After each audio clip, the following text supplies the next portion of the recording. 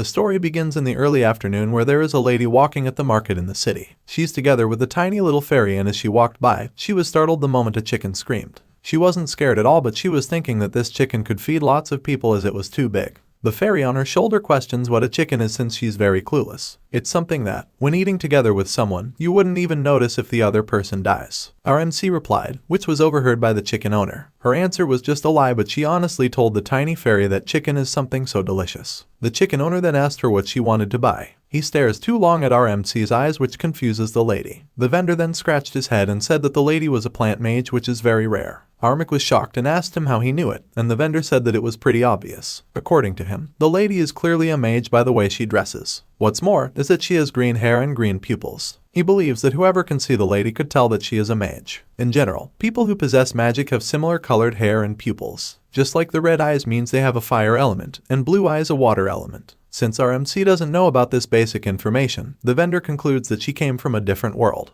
Our MC then said that she was not. But the truth is that the vendor was right. She's not someone from this world. She is YooJung, who used to be a tattoo artist living in the real world. Before she came here, she did her usual work and finished it. She even clearly recalls that the lady she tattooed was so happy with the result. After working, she ate her homemade meal, her biggest joy in life. She swallowed it with happiness and became so thrilled right after. Pork belly filled with gravy and a crunchy lettuce wrap. There's nothing more perfect than this, she uttered. She also partnered it with a kimchi that she prepared perfectly. While she was screaming in happiness, her phone rang. It was a notification of the new episode of the novel she read, The Prince Who Can't Eat. She then decided to read it quickly, and she felt pity for the male lead of the novel, Felix, knowing that his wicked stepmother fed him poisoned food every day and the prince's palate was ruined, and so he couldn't even put any normal food in his mouth. Although he wouldn't die easily, being the descendant of the dragon. YooJung's eyes sparkled while staring at her food, thinking that the novel's male lead could not enjoy the happiness of eating something as delicious as her meal. She screams in happiness again, but she suddenly hears a noise that disturbs her. Who is it? She asked. She grabbed a scissor and she trembled in fear. She went to the door and opened it, but she didn't see anyone outside.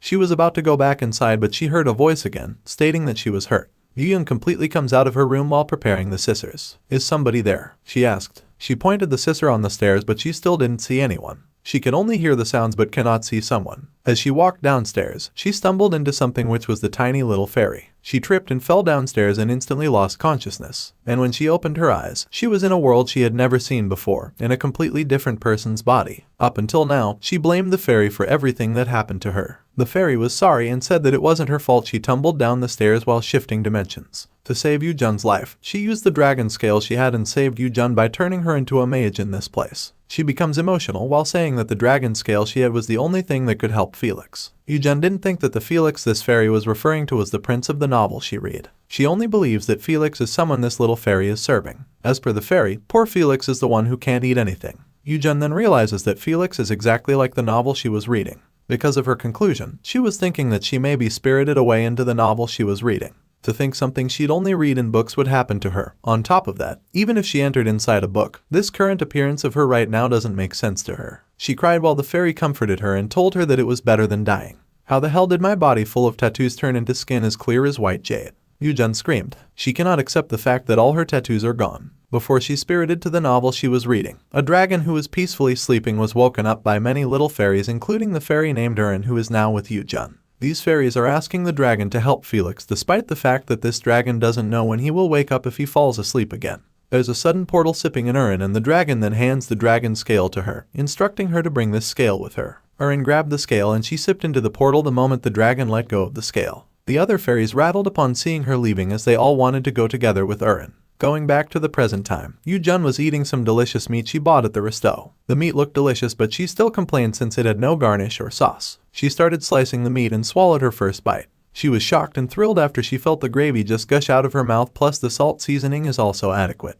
While she was happily eating, Urin beside her was sad as she remembered Felix, knowing that Felix must be starving himself. How can you eat that steak so happily? Urin asked. YooJung continued eating while thinking that Felix turned into evil later on based on the novel. She tried to recall if she was right, and she remembered that Felix's stepmother laced his food with poison to drive him out. But since Felix didn't die easily because of his poison tolerance, with the excuse of magic beast subjugation, his stepmother chased him out of the castle and became the monarch herself. But the prince, instead of dying, successfully subjugated the beast and became someone who could freely control the black dragon's magic. However, with an exhausted spirit, he chose revenge. The queen consort, the nobles that tormented him, he killed all of them, and even invaded the empire. And in that process, killed most of the empire's people. After recalling these details, YooJung dropped the knife and fork since she got scared thinking that she was in danger too. Even though she was saved, she was brought to a place that would change into a bloody field. She was staring long at Erin while Erin asked her what was the matter. She then sighed and said that she needs to work hard if she wants to leave a comfortable life. After eating the steak, she complains that eating just meat makes it taste really greasy. The waiter came and asked her if the food was to her liking. She then answered yes, but she also asked if the steak in this resto normally doesn't come with garnish. But then, the waiter doesn't know what garnish is. YooJung then concludes that this world is in contrast to the real world where she lives since the people in this world don't eat veggies much. Even if that's how it is, she's still feeling greasy after eating just meat. She smiled widely at the waiter and politely asked where she could find a fresh produce store around. After she got an answer, she immediately ran outside and headed to the veggies vendor. The vendor welcomed her as she entered. She then looked at the fruits and veggies that were very fresh and she wondered how it tasted. "Excuse me, how much does this fruit cost?" she asked. But the vendor got annoyed and scolded YooJung, which made YooJung startled. The vendor believes that YooJung doesn't have the money to pay, so she told YooJung to leave her store. YooJung became silent and recalled what the waiter said. He said that since fruits and vegetables are very hard to grow, the fresh produce stores are only used by nobles. YooJung doesn't like the fact that a commoner who is the vendor is looking down on other commoners. In addition, the prices of veggies in this store are really ridiculous for her. Unfortunately, the vendor pushed her away and told her to stop looking around and get out. "Just by looking at you, I can tell that you don't have money," the vendor added. YooJung was annoyed, but she chose to be calm and walked away. When they came out, Erin asked why she didn't buy anything. "What did you say my job was?" YooJung asked, and Erin answered that it was a mage. YooJung then asked what kind of mage she was, and Erin said that it was a plant mage. She then paused the moment she realized that there was something YooJung was planning to do. YooJung believes that Erin already had an idea about her plan using her job as a plant mage. YooJung went to the backyard full of confidence, but she didn't even know how to use magic. She didn't know how to start and she looked devastated, so Erin asked her if she was not going to make it. YooJung then decided to ask the fairy how she could do magic. Erin got annoyed seeing YooJung acting smug without even knowing magic. "I mean, since I'm a plant mage, I just thought it would happen on its own," YooJung answered. Erin sighed and pointed to the necklace YooJung was wearing. YooJung was puzzled as she wondered how she could use this necklace to start learning magic. Erin then instructed her to first imbue the accessory, which has a magic circle, and picture the magic she wants in her head. After doing it, a plant appeared and instantly grew with lots of fruits on it. YooJung was panting and felt dizzy, so she concluded that she might use too much magic. She was kneeling on the ground, staring at the tree she made. She was so amazed, and even Erin was impressed that YooJung learned easily. She said that it might be because YooJung took over Nim's magic as well. YooJung becomes silent as she recalls that this person Erin mentions is the black dragon from the novel she was reading. She gets mad at Erin for not telling her about it earlier, and Erin then reminds her that she already explained to her that she got saved using the scale of a dragon. Still, YooJung is annoyed since she doesn't have any idea how the dragon scale looks, and aside from that, she lives in a place without magic. "Don't think that I'll just know everything about this world like it's obvious," she added, which makes Erin guilty and apologizes to her. She cried, and seeing her like this weakened YooJung's heart, so she accepted the fairy's apology and instructed her to come down. Erin follows her, but she wants Erin to move a little closer to her. "Tell me about it in detail. How did I get the dragon's power?" she asked. According to Erin, after YooJung collapsed, she became really flustered. She rattled as she knew that YooJung would die at that rate. Since she didn't want it to happen, she took out Nim's scale and threw it towards YooJung. But it didn't cure YooJung's body. Instead, her soul absorbed the scale. And that, YooJung's body disappeared from that world. While explaining everything, Erin was still crying. She apologizes once more, and YooJung tickles her cheeks while saying that they cannot undo what is done. She sighed because she didn't know what to do anymore. When she lifted up her head, she saw the fresh fruits she made using her magic. Her happiness comes back as she realizes that she can now use magic after all. "Let's use it as best as I can and get rich," she screamed loudly. YooJung then went back to the village and called someone who passed through her. The man she called was looking around to see who was the one calling him. "Were you the one that called me?" he asked upon seeing YooJung staring at him. YooJung answered yes and asked if he was a water mage. The man confirmed it, but he wondered why YooJung called him. "Mage Nim, are you not in need of any fruits or vegetables?" YooJung asked. The water mage was silent for a second, then asked YooJung to show it to him first. YooJung then got some from her subspace bag, which was imbued with magic and could store various items. She decided to give a sample fruit to the water mage and let him decide if he would like to buy some. She has an orange and instructed the water mage that after cutting off the top part, score it with the knife, and peel it along the cuts, then they can get the fruit with a refreshing taste. She then gave it to the water mage, and the man was speechless since he had never seen this kind of fruit before. Because of it, he was hesitant to taste it. No, I said, go ahead and try it," YooJung said. The man then decided to trust YooJung, and a little later, the man decided to buy all the orange fruits of YooJung. YooJung was about to take all the oranges, but the water mage noticed that her hand got soaked. He held YooJung's hand, but YooJung immediately pulled it away and said that it was right. The water mage then cast water magic and used it to clean YooJung's hand. He smiles at YooJung while doing it, while YooJung is amazed to see someone else's magic. The young man then asked her name and also introduced himself as Hubert. YooJung was still impressed with the magic and he answered Hubert, but before she could completely tell her name, she flinched as she concluded that telling other people her real name might reveal that she was a person from another world, so she decided to pick a name in this world and use it temporarily. "It's Sylvia, Sylvia Arbor," she said. Hubert then utters the name she used and bids goodbye, hoping that they'll both see each other next time.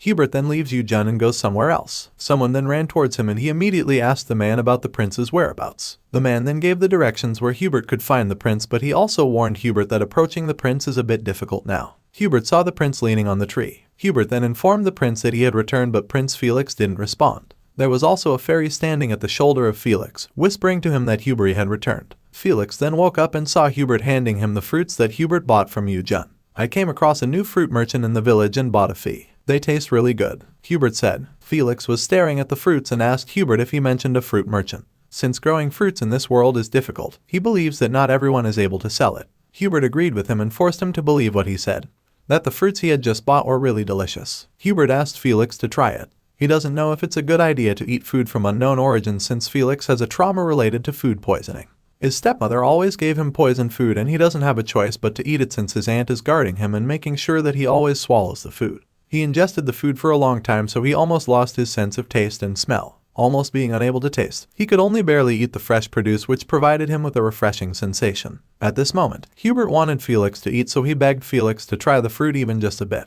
Felix was silent for a second and then extended his hand to accept the fruit from Hubert. Hubert was thrilled knowing that Felix would like to eat the fruit. He then got first the banana and explained to Felix that this fruit doesn't need to be washed, instead peeling the skin and then eating it. Felix had staring at this banana for too long since this fruit wasn't in their world, so this was the first time he saw it.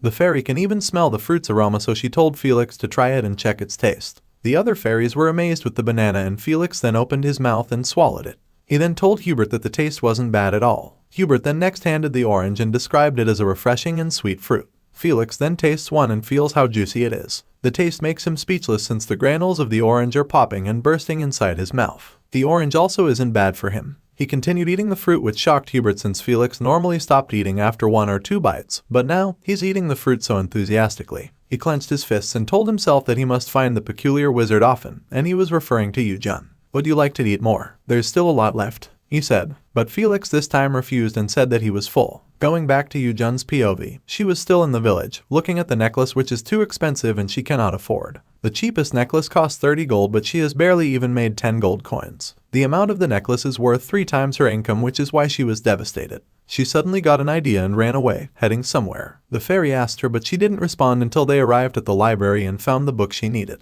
She was so impressed by the fact that the library had all the books related to magic circles. She borrowed lots of books and Erin asked her about why she suddenly became interested in other elemental magics. She then recalls the time she watched Hubert casting water elemental magic in front of her, and up until now, she was amazed and wanted to know more about magic. Since she was not capable of using magic, she decided to control different types of magic. With that, she had a peculiar thought. She asked Erin if she wanted to hear it, and Erin then answered yes. "Do magic circles really have to be engraved in jewels? I was originally a tattoo artist, you know," YooJung stated, but Erin doesn't know what a tattoo artist is. YooJung then explains that a tattoo artist is a person whose job is to engrave images onto a person's body. It could be images or could be characters, the face of the person they long for, or it could also be the part of the person they love. At any rate, whenever she washes her bare body, it is awkward, so with this opportunity, she wants to try engraving magic circles on her body. Erin was annoyed upon hearing her plans. She screams, asking YooJung if she really thinks it's possible. According to her, people usually can only use one element in the first place. From the moment one's born, their element appears through their hair or eye color. YooJung then now clearly understood, and she became so disappointed and hopeless. Erin was worried for her and asked her what's the reason for her disappointment.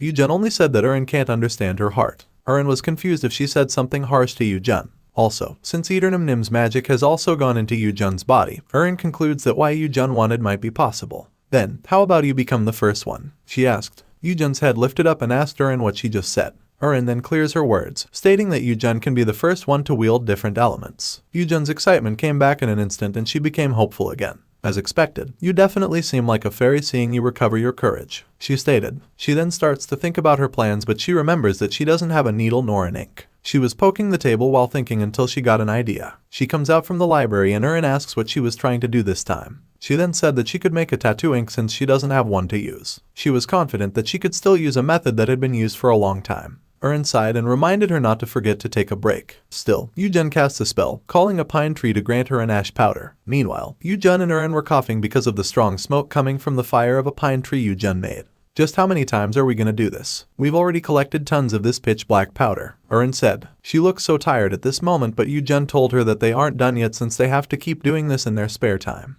Erin was so exhausted and screamed, "What the hell are we working so hard for?" After a long time, they are finally done and Erin immediately lays down on the ground while YooJung massages her and tells her to rest the work back again a while. Erin rolled on the side and asked YooJung what kind of magic she even wanted to use to go through all this trouble. YooJung then answered that she just wants simple magic that will also help in her daily life, not having to bring water every time she has to cook or wash up. If she could create a small amount of water instantly, it would be great for her. Also, a magic which she doesn't need to strike rocks every time she needs to make a fire. A kind of magic that lets firewood light up with a single gesture. If that happens, she is confident that cooking will be easier for her. She lay down on the floor while Erin said that YooJung really does like to eat tasty food. YooJung rolled over and answered yes. She then gets up and tells Erin that they should now start working again. She prepared the ash powder and checked it. It was her first time making it and she was impressed that she made it perfectly fine. Since it's going to be carved on the skin, using the best possible feed, and making the lotus pine and by burning quality pine wood was really tiring. From cutting the wood, burning it, drying it, and grinding it until now. She really appreciates Erin for working up with her. About the needle, she instantly obtained it from the blacksmith. She disinfected it in boiling water and prepared a warm cloth that dried under sunlight.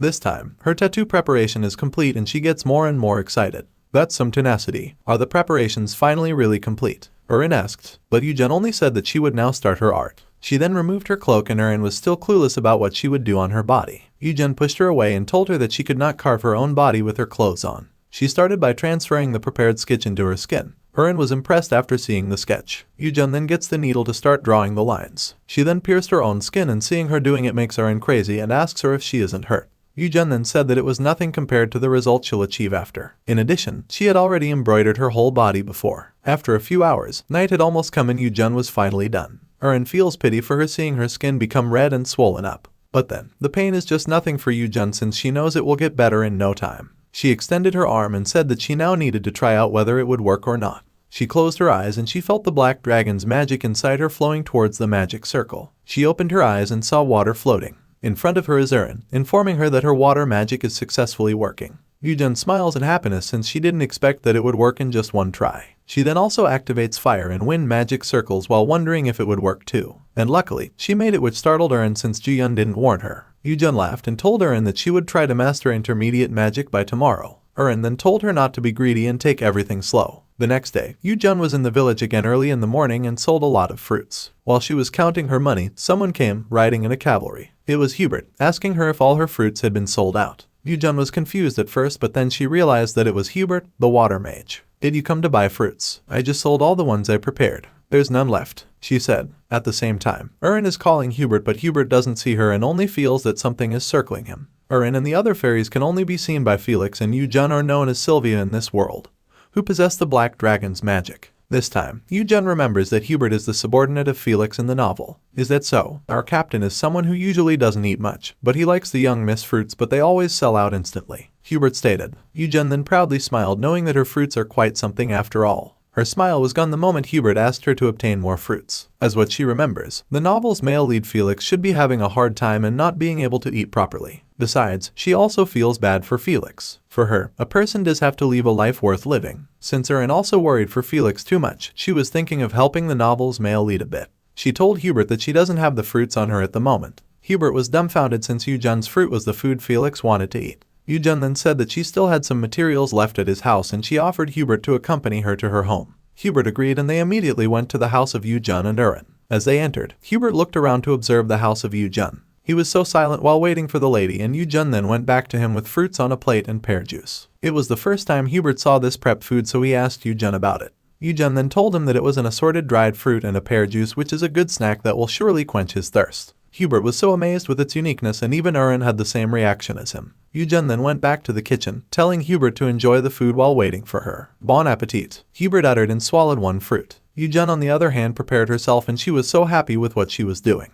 She then washed all the veggies and used her wind spell to slice the veggies into wide and thin pieces. She sprinkles some salt and pepper and pours some of her homemade olive oil into the pan and sautés the vegetables with minced garlic and onions. Now, for the mashed tomatoes, she made it as her tomato sauce. She then poured the sauce over the vegetables, grated some cheese on top, then baked it. After 25 minutes, her ratatouille is finally done. He then gets a little to taste it and she is so satisfied to have magic in her cooking as it makes her easier and faster. After tasting her own recipe, she was so thrilled as it was so tasty. She then beat a huge big egg and mixed it with the chopped vegetables, then cooked it carefully until it became a rolled egg. She also has perfectly cooked steak. She simply put salt and pepper to her vegetable salad with a slight drizzle of olive oil and lemon slices. She puts everything in a lunchbox and pairs it with fruit juices. She made it all for the servants of Felix. Now for Felix, she went to her backyard, wondering what food she would cook. Hubert doesn't know what YooJung is doing. He was just enjoying the fruits and he couldn't believe it tasted very delicious. YooJung then came back and apologized to him for taking so long.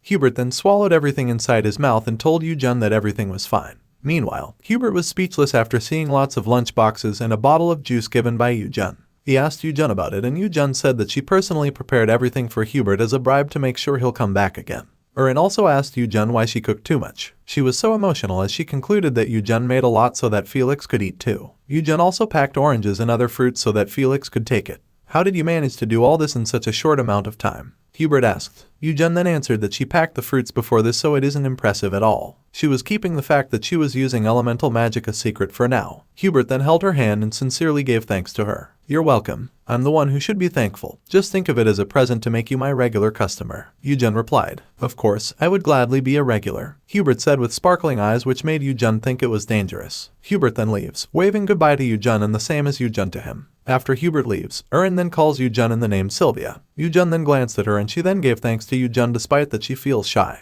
YooJung also mentions that Erin kept sticking around Hubert and she asked the little fairy why she didn't come with Hubert if she already misses Felix. Erin then replied that it is because she messed up everything so she was afraid other fairies wouldn't like to see her. Since she worries too much, YooJung invites her to eat to lift up her spirit. Erin's excitement came back knowing that everything YooJung's recipe was the best. They both then head to the kitchen to find something to cook and eat. Meanwhile, Hubert came back to their camp. He went directly to Felix and he greeted Felix by addressing him as Majesty, but Felix told him to call him Chief since they were outside and also, he is now the chief of the Kraven mercenaries. Hubert then agreed and gave the mangosteen to Felix. It was the first time Felix saw this fruit so he became curious again. He wondered what it tasted like so he didn't waste a lot of time and immediately tasted it. The fairies were also curious and they all wanted to taste it so Felix let them all dig in. The fairies were so excited and were enjoying its taste. While Felix is looking at them, he remembers Erin who is always worried for him and makes way for him to eat something. He feels sad since it has already been 3 years since Erin disappeared and hasn't come back yet.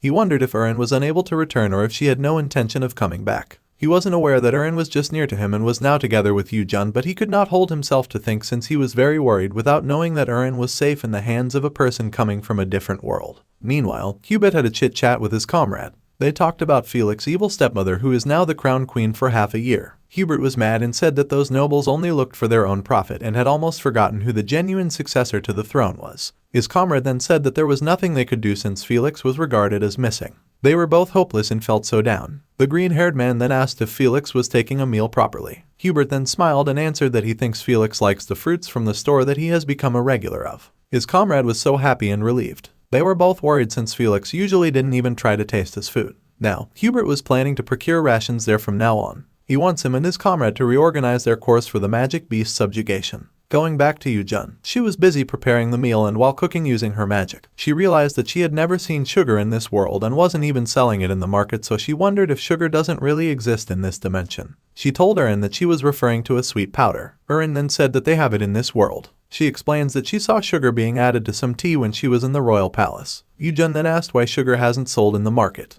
Erin stated that sugar can be found in the noble street, but she was afraid to go back to the awful place again. She believes that sugar is probably hard to get and that she concludes YooJung now knows the kind of food that only the nobles can eat. YooJung was annoyed with it and she really believes that getting sugar in the market is very difficult, so she was thinking of how she can make one. She knew that sugar could be made using sugar cane and sugar beet, but she was still thinking about what other raw materials could be made into sugar. She saw it on TV a long time ago, so she doesn't remember it well. She suddenly smiled and Erin got nervous and asked her what she was plotting this time. YooJung then comes out of her house while saying that she will make the sugar herself if she cannot get it in the market since she believes there is no harm in trying out. She used her magic and summoned lots of sugar cane. She was so impressed that she was able to make lots of sugar cane using the magic she had. Erin touched the sugar cane and asked what plant it was. YooJung then explains that this plant is called sugar cane, a type of grass that has a sweet taste. Erin was hesitant to believe it since she never heard that there was sweet grass. YooJung then said that she wasn't lying. She then started to cut the sugar cane and told Erin that she would find it out soon after she tasted it. While in the process, Erin was just sitting above YooJung's head and she now becomes impressed by how YooJung handled magic better. YooJung enters the sugar cane to her house and she feels that her magic power has increased, and she concludes that it might be because she used it a lot. She then asked Erin if winter would have an effect on plant magic once it came. As per Erin, if it's opposing elements, then they'll be affected. She gave an example which is fire and water. Since it is her first time seeing a plant mage, she doesn't know much at all. YooJung then gave thanks to her for answering her question. At this moment, she noticed that the weather started to become chilly these days. She then immediately headed inside to make sugar. After a few minutes, she tasted some juice of sugarcane. Erin was very curious and she was too excited while grabbing the bowl from YooJung to also taste it. She widely opened her mouth and drank it all. She was so amazed at its sweet taste and she was confused about how a tasteless plant had a sweet taste. YooJung then put the pot on the fire to try boiling the sugarcane juice. She got it away from the fire the moment it boiled and checked its consistency. She then tasted it and seeing her reaction made Erin become more excited and grabbed her hair, asking her to let her also taste it. YooJung becomes serious while saying that it becomes sweeter than before. She then let Erin taste it and Erin commented that it is now soft and is sweeter than before. She even asked for more. For YooJung, that taste of it isn't the taste of sugar. She decided to leave it for a while to let it cool. She grabbed her bag and headed to the market to buy some groceries. Then, shall we head out? She asked. As she opened the door, a man appeared. The man widely opened the door which made YooJung startled and stared at the man in confusion. The man stood in front of YooJung with a smile on his face. Long time no see, Karina, the man said. YooJung was staring at the man, wondering who he was. She also noticed that Erin also didn't know this man either. She looks at the man's eyes and realizes that this man isn't a mage, so she doesn't think of this man as an important character in the novel. The man held his hand and continuously called her with the name Karina. YooJung was nervous thinking that this man might know the original owner of this body she possessed. Back then, she asked Erin about where the original owner of this body went. Erin was shocked and said that it took YooJung so long to ask about it. YooJung then told her that she suddenly had woken up in this world, so she was too taken aback to even think about it. As per Erin, YooJung moved into Sylvia's body through Nim's magic. When she found Sylvia's body, Sylvia already had no soul, which is why YooJung's soul could go in without any problems. YooJung still wondered where the original body went and she concluded that the real Sylvia might already died. Erin then agreed and added that right after Sylvia's soul left, YooJung's soul went at Sylvia's body. YooJung only found herself in this place with lots of pine tree, and after knowing everything from Erin, she started to wonder why the owner of her current body died in such a place. At this moment, the man still calls YooJung since YooJung didn't answer. YooJung then gets back to her senses and she stares back at the man. If I call your name, you're supposed to answer. Karina, the man uttered. With his behavior, YooJung becomes annoyed and sees him as an arrogant man. She pushed away the man's hand and asked him about who he was and if he knew her. This is my house. What business do you have with me? She added. The man became mad and asked her what she was talking about. He squeezes YooJung's shoulder and believes that YooJung is angry over such a thing. He said that he already informed the lady that she might have to risk her life and he definitely told her, but she said it was fine. The man also mentions a down payment he received which isn't much. YooJung was confused and the man still continuously explained while YooJung believed that the man's statement might have something to do with this owner's body's death. The man turned around as he decided to leave. While walking away, he said that he didn't know Karina was alive because she hadn't contacted him, and he only came because he was just worried about the lady. YooJung this time stopped him from leaving. The man evilly smiles and expects the lady to ask him to come back. He assumes that YooJung cannot reject him, and now his intention is to use him again to get some money. Not only did he lose the down payment he received from enlisting Sylvia and the mercenaries for the magic beast subjugation, he even got into debt. He wanted to pay off his debts, and although it was a bit shabby, he guessed he'd spend the winter at the house of YooJung. He assumed too much, but he was puzzled when YooJung asked him what relationship they had. He turned around and thought that YooJung was just joking around, and he said that the lady was following him back then and liked him so much. He didn't know that YooJung was only getting a bit anxious thinking that he might be her family. Did you hurt your head somewhere? How can you do this to me? The man said, seeing as how he keeps changing the subject instead of answering. YooJung believes that there's nothing much between them. She then went back inside and said that she was just wasting her time with this man. After all I did, going out with an orphan like you. The man screamed in anger. YooJung stopped and the man told her that instead of paying him out with gratitude, she insulted him. You've seriously got a loose screw, huh? YooJung said. There's a limit of absurdity for her. She didn't think she'd hear such a thing here too. What nobody says when he can't say anything back. She knows these kinds of people very well. I did ponder on why I leave in such a ridiculous place. It turns out there was a parasite. a vicious brat abusing affection to away people around. She stated. The man feels insulted and calls her a bitch. YooJung activated her magic power to summon a sugar cane to use as her weapon. Resorting to violence against a woman, you beggar bastard. A little beating will set you, YooJung uttered, and she was about to attack the man, but the man was strangled with water, which surprised YooJung since she didn't use water element. The man was suffering, and then Hubert and his comrade then appeared. It turned out that it was Hubert who helped YooJung. Are you all right, Sylvia? He asked with a worried face. He stares at the man and drowns him in his water magic. How dare you try to lay a hand on Sylvia? I'll let you know the meaning of despair, he said. The man was struggling in the water, which made YooJung worried, knowing that this may cause death in front of her home.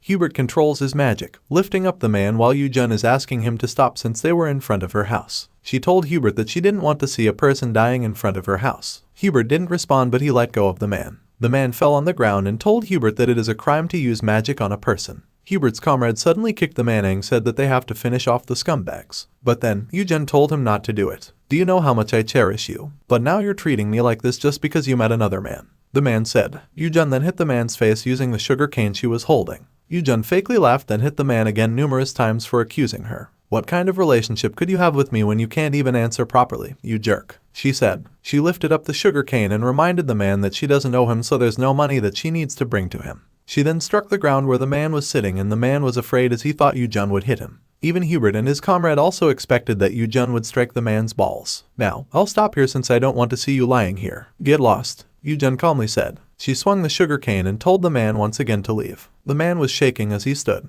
He pointed his finger to YooJung, telling her that they'll never see each other again. He was about to scare YooJung that he'll kill her once he sees her, but YooJung wasn't scared and almost hit him. The man then ran, screaming in fear, asking someone to save him. YooJung was staring at him, saying that this man kept spouting nonsense till the end. Hubert and his comrade at the same time were jaw-dropping, seeing the lady being able to scare the man. YooJung then realizes that she had a customer, so she turned around and asked both men if they came to buy fruits. She let them in and prepared a little bit of snacks to feed them. She also apologizes to them for showing his bad side earlier. She then asked Hubert about the man with him, and the man then introduced his name, stating that he's Dennis. YooJung then introduced herself in the name Sylvia and then asked them not to be too tense with her. This time, she prepared sweet and refreshing peach sugar cane juice, crispy but sweet banana chips, and an amazing sweet and chewy texture of dried sweet potatoes. She drinks the juice as she feels thirsty since she hasn't been moving a lot in a while. Both men were staring at her in curiosity about the taste of the juice. They both then grabbed each glass and drank it. They were both satisfied with the taste, and YooJung was glad knowing that she successfully made it perfectly. The men then tried the snacks while at the same time. Hubert is giving thanks to YooJung for preparing food every time he visits. YooJung then said that it is because she needed to treat her regular customers differently. As per Hubert, he needed to buy lots of fruits this time. But as per YooJung, she cannot assure it this time since she needed to prepare it, and also her house is currently messy. Hubert then replied that it is fine as he personally came to YooJung to place an order. At this moment, YooJung feels sorry for Hubert knowing that Hubert visited in time and was able to help her. She was thinking of making it and just delivering it to the place of Hubert right after. She asked if Dennis is a mercenary and if where they are staying. As per Dennis, they were usually sleeping outside the castle walls. YooJung was shocked knowing that outside is very dangerous and cold. According to Dennis, they wanted to rent an inn and stay in rooms as well, but the inns in the village are all occupied by other mercenaries. In addition, sleeping in the street isn't that bad for him since he still feels comfortable. The wind is quite chilly these days and it gets really cold when the sun sets. Thinking of it makes Erin worried for Felix, and also YooJung wonders if Dennis and Hubert are really fine with it. Since she felt pity for her, she ended up letting both men lend the space of the second floor in her house. Both men were surprised and Hubert asked if she's really serious. YooJung said that she doesn't have a nice house. While talking, Hubert was staring at her and became emotional thinking about who Sylvia is for always helping him. Then, is it okay if we stay here? He asked, and YooJung answered, of course. Meanwhile, Hubert and Dennis immediately went to fetch Felix. They were waiting for Felix to come out and they were both surprised that Felix agreed that they would leave at the house of YooJung temporarily. They were so excited by the fact that they would have a warm room and food for this winter, and that is because of YooJung. Felix came out and rode to his horse. They all then leave together, heading to the house of YooJung. At the same time in the house of YooJung, YooJung is trying to catch Erin using the sugarcane. She asked why Erin wanted to hide, and Erin then said that it is because YooJung suddenly called Felix and the two men out of the blue. As per YooJung, she knows that Erin really misses Felix. Erin didn't deny it, but she wasn't ready at all. YooJung then told her that she also wasn't ready to meet Felix and the other fairies. She activates her flame element and uses its smoke to catch Erin. She pulls her into her while Erin is ordering her to let go. YooJung didn't listen to her. She sighed and said that she didn't want to use magic against Erin. Now, she wondered why Erin didn't want to meet Felix and the other fairies. Erin felt sad and answered that she wanted to meet them again. The thing is that she believes Felix and the other fairies would go wild when they see her, since she was supposed to bring something else other than YooJung, but she failed. YooJung asked what she was supposed to bring, but she wasn't also sure since she didn't clearly hear what YooJung said. She was afraid Felix would interrogate her and the other fairies would surely ask where that thing she needed to bring. She also concludes that she'll be criticized once they find out the truth and would probably be mad, thinking that she can't even carry out her task properly. What's more is that Felix might see her as pathetic and would choose not to listen to her and avoid her. She suddenly flees away from YooJung and leaves the house. YooJung was confused, but she got startled the moment she heard someone knocking on the door. She then runs on the door, and before opening it, she sighed as she also felt nervous, knowing that the male lead of the story she was reading was beyond the door she was holding. While slowly opening it, she was wondering if the prince is a man with a fierce gaze or someone cold. She completely saw the prince, a handsome and tall young man with an emotionless face. Seeing his face makes YooJung blush, and she wonders if this man is the star fairy of the night sky according to the fairies. She was so speechless while staring at the star-like sparkling in the eyes of Felix, and now she confirmed that Felix is indeed a handsome man. Felix was so confused looking at her. Hubert then fakely coughed, which startled YooJung. YooJung then got back to her senses and welcomed everyone, asking them to come inside her house. Everyone then entered while YooJung said that her house is a little messy right now. She then greeted both Hubert and Dennis. Hubert then told YooJung that Felix is the head of their mercenary group. He also introduced YooJung to Felix as well. "Nice to meet you. I am Sylvia Arbor, a plant mage," YooJung said. "Thank you for providing us accommodations. We'll be in your care," Dennis said. He held YooJung's hand and gave thanks to her once again. He keeps on saying that YooJung is their savior. At this moment, the fairies come out with happiness and they all feel refreshed with the home of YooJung. The green fairy even said that it's been a while since they have been somewhere with no dirty evil spirits. They were also glad to see fresh and beautiful plants inside. YooJung was staring at them and believes that these fairies are the ones Erin mentions. She was smiling seeing these noisy fairies, but so adorable. She suddenly felt down as she was hoping that Erin was with them. She glanced at the window, wondering where Erin went. Erin was just nearby, flying around, and was afraid to go back inside YooJung's home. Meanwhile, YooJung started to prepare some food for everyone. Good thing is that she had a lot of stock up despite that the numbers of her household increased. She opened the steamed rice she cooked, and she was craving for steamed rice for so long since the rice in this world would be an obstacle. For her side dishes are steamed fried pork and dried seasoned persimmons. She sliced the pork thinly, she added onions, carrots, green onions, and crushed garlic and stir-fry them together. Lastly, she cut the pineapple into small pieces and stir-fry it once, then everything is done. With her thinly sliced dried persimmons, which are sweet and chewy, mixing it with the seasoned sauce that she made earlier, the sweet and sour seasoned dried persimmons are done. The egg rolls as well have a lot of handmade ketchup on the top, plus the salad that has lots of mayonnaise, full of apples, cucumbers, red onions, cabbage, and nuts. A bowl of rice is easy peasy. It must be delicious, YooJung uttered. Lastly, she has to prepare the male lead's meal. Knowing that Felix doesn't eat food that is cooked or touched by someone else beforehand, she decided to use her magic instead. After an hour, YooJung came back to the men, and she was a little bit awkward seeing herself feeding 3 chicks. Both Hubert and Dennis then stood to help her, and Dennis asked her to teach them the proper way to eat the food. YooJung then agreed with excitement, and she told them to first scoop up some white rice and put it on their plates, and everything else are the side dishes. She then told them to enjoy the meal and get as much as they like since there are still a lot in the kitchen. The moment Dennis tasted it, he blushed and said it was so delicious. YooJung was holding a pot and gave it to Felix. Felix was confused while Hubert and Dennis also wondered what plant it was. As per YooJung, it is a cucumber and a paprika. It is sweet and refreshing, and she hopes Felix would like it. The fairies were so excited to taste it. Hubert at the same time heard YooJung asking him to wash the plants for Felix to eat it. Felix is still emotionless while staring at the several fruits in front of him. "Bon appetit," YooJung uttered, and the men, except Felix, gave thanks to the meal she prepared. Felix is still staring at the food as he has a strict standard that even Hubert doesn't know exactly about it. If the food is not up to his standard, he will never eat it. His standard is that he only eats food that has not been touched by others. If it's not up to that standard, he'll take it himself, wash it, then eat it. But the food in front of his eyes now, it was as if YooJung knew of his standard and prepared it accordingly. He wondered how YooJung was able to do it despite that no one knows about his standard. "Felix, why don't you take a bite? You can eat this, right?" the orange fairy asked. And the red fairy also said that Hubert might have told YooJung about the food standard of Felix for being able to prepare it properly. This time, YooJung saw Felix swallow a mangosteen, so she believes Felix might like it. She then swallowed some food and was thrilled with its taste. Dennis agreed that it was very delicious, and he asked how she was able to make all of it. YooJung then replied that delicious food is the driving force of his life. Felix remained silent. He glanced at the mangosteen and opened one, then let all his fairies bite some. He then continued eating, the same as the others. Meanwhile, they went to their respective rooms. Felix lay down on the bed together with the fairies. He was smiling, so the fairies were glad to see him in a good mood. The fairies also realized that they were also in a good mood. They feel somewhat at ease and comfy. After a few hours, YooJung was in her kitchen, making some condiments. She believes that it needs more time to be perfectly done, so she decided to check her garden for the meantime. But then, she saw Felix, which startled her. She wondered when the male lead came and she noticed that all the fairies were sticking at him as always. She then walked toward Felix and observed what Felix was looking at so attentively. She was slowly moving, trying not to destroy Felix, but Felix suddenly spoke, which made her pause. "Why are you all alone in this kind of place?" Felix asked. Since he wasn't looking at YooJung while talking, YooJung wondered if Felix knew that she was behind him. "Seeing all the other carrots has gone and you're left alone.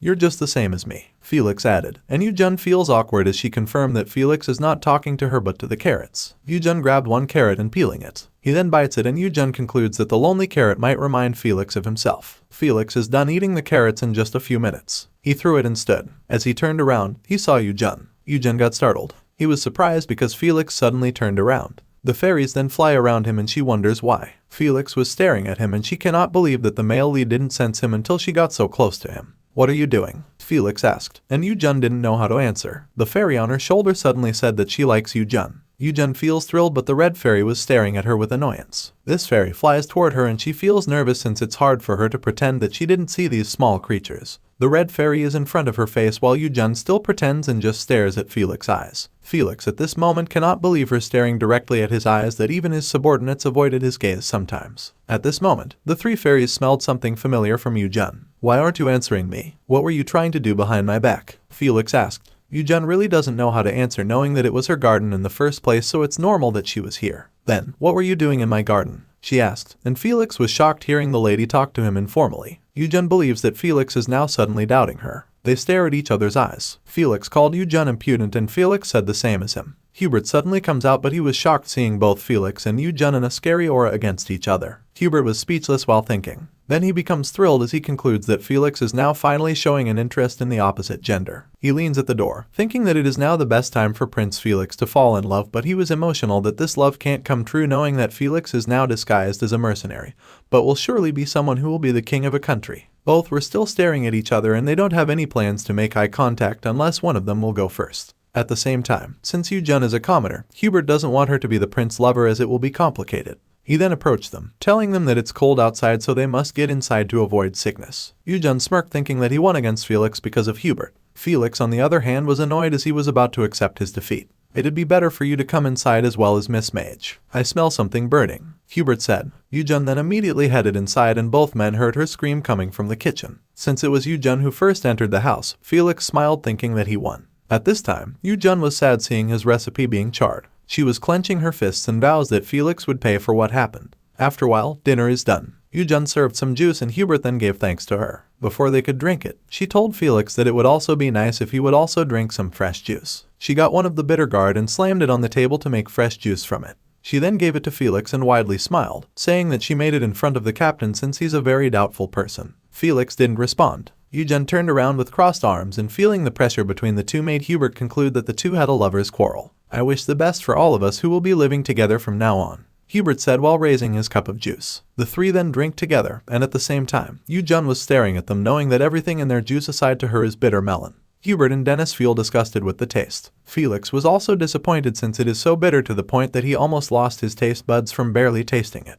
YooJung believes that Felix tasted the bitterness. She then drank her juice and was thrilled with the taste. The red fairy was checking her glass and immediately reported to Felix that YooJung was the only one drinking something else. YooJung continued drinking her juice and said that it was so refreshing. Dennis then asked about what juice it is and she answered that they must drink all of it as it was healthy for their body. After several days, YooJung prepares food early in the morning since the three men need to leave early. While cooking, she remembers Urin. She said that Urin is very stubborn and she concludes that Fairy would surely stop by every once in a while. But then, she cannot hold herself but to be worried since it's almost a week since Urin left. YooJung gets rid of the leftover fruits and vegetables in her garden, hoping that Urin would come secretly to eat. As she was looking at her garden, she didn't see anything and she wondered if Felix ate everything. She heard a loud noise from the second floor. Still, she was worrying for Urin, thinking that after everyone leaves, Urin would only eat meat and stiff bread that she hunted like before. Meanwhile, she asked the men about what they wanted for dinner. Dennis then happily answered that he wanted soup. YooJung was staring at Felix as she was worried since this man only eats fruits and vegetables, which is not enough vitamins for his body. Felix avoided to stare at her and she thinks that Felix is acting like Urin. Felix stood while YooJung couldn't believe that the novel's male lead had a childish behavior. She then admitted herself that she's also acted a bit like a child.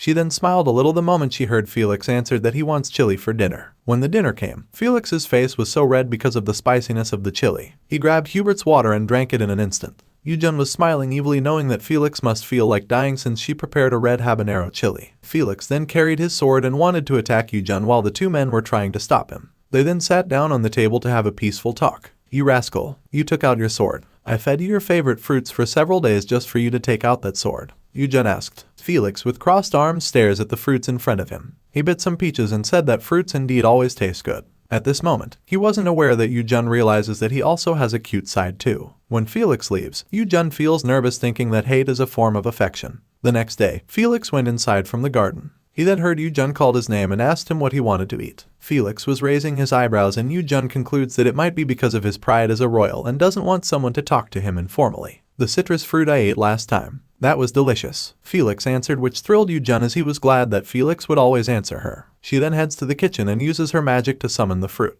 After giving it to Felix, the fairies were also excited to eat. Felix gave them some of it and they all enjoyed it. YooJung was staring at Felix while eating and she felt the beat of her heart. After Felix ate, he acknowledged the food YooJung prepared for him. YooJung then informs him that she already put some in the subspace bag she got from Hubert. Felix will be leaving soon. She was so silent for a moment as she planned to pluck up her courage to say what he wanted to say to the man. "You know, I detest people who play around with food. I don't know why you're only eating fruits and vegetables, but it's okay to give what I give you. You need to eat meat, rice, and bread. Only then would you be healthy," YooJung said while handing over the orange to Felix. Felix was staring at the fruit and accepted it. "When we meet next time, I wish you would enjoy the food I'll make then," YooJung added. The two felt awkward and were silent. YooJung then turned around as she felt embarrassed. Felix suddenly stopped him so she turned back. Felix removed the ring on his finger and gave it to YooJung. YooJung was staring at it and asked what it was. YooJung then told him to think of it as a payment. "We bickered with each other while living together, but I really like the fruits and vegetables you gave me. Besides, it'll wear out quickly if you only use one jewel," Felix said while touching YooJung's hair. He then said that YooJung's mana is strangely similar to him, so he concluded there wouldn't be a problem for the lady to use his black diamond. According to him, this ring is a very rare valuable item, so he was hoping YooJung wouldn't sell it. YooJung then promised to treasure it. Felix then wore the ring to YooJung's finger and YooJung smiled while looking at it. Her face blushed as she gave thanks to Felix. Felix slightly smiled back at him and they both once again stared at each other's eyes, but this time with a glad aura. After a few minutes, Hubert and Dennis came with their carriage. They arranged the packed lunch YooJung gave to them and give thanks to YooJung for letting them stay in her house for several days. "You're not leaving forever. You said you'll come again after you're done with the black magic subjugation," YooJung said, and Dennis then answered that they just want to deliver their gratitude. YooJung then told them that there's no need to give thanks to her since she got all the payment from them. Also, she was really hoping that the three would come back again. Dennis showed his sadness as he would surely miss the cooking of YooJung. Hubert then glanced at Felix, asking him if there's anything he would like to say. But then, Felix moved and said nothing. YooJung smiles knowing that Felix shows his childishness again. She then waves goodbye and the three men then leave. Seeing them far away makes YooJung sad. It was now quiet in her house again. She knows that she was busy with cooking and preparing ingredients, but she's free now. Still, she suddenly feels down. She was about to head inside, and someone bumped behind her. She immediately grabbed it and realized that it was Erin. She was surprised to see Erin again. She let her sit on her hands and asked her where she had been. Erin only apologizes to her and YooJung was worried for her, but she said she's fine and that she's only hungry. They both then went inside to eat something delicious for Erin. At the same time in the palace, Felix's stepmother and the current queen was searching for the treasure, but she was screaming as she couldn't find it. She was sure that everything, including the seal, was in the treasure box, but now everything was gone and she believes Felix took it all. One of her maids then informed her that the Duke had come to the palace and requested to meet her in the audience chamber. She then turned around with a clenched fist and wondered if she needed to see the Duke just because he wants her to. Her attitude even makes the maids nervous. She suddenly smiled and told her maid to tell the Duke that it'll take some time for her to prepare. Her maid then followed her order and headed to Duke Sylvia, who was patiently waiting. She politely greeted the Duke, and before she could say the message of the Queen, the Duke said he would wait.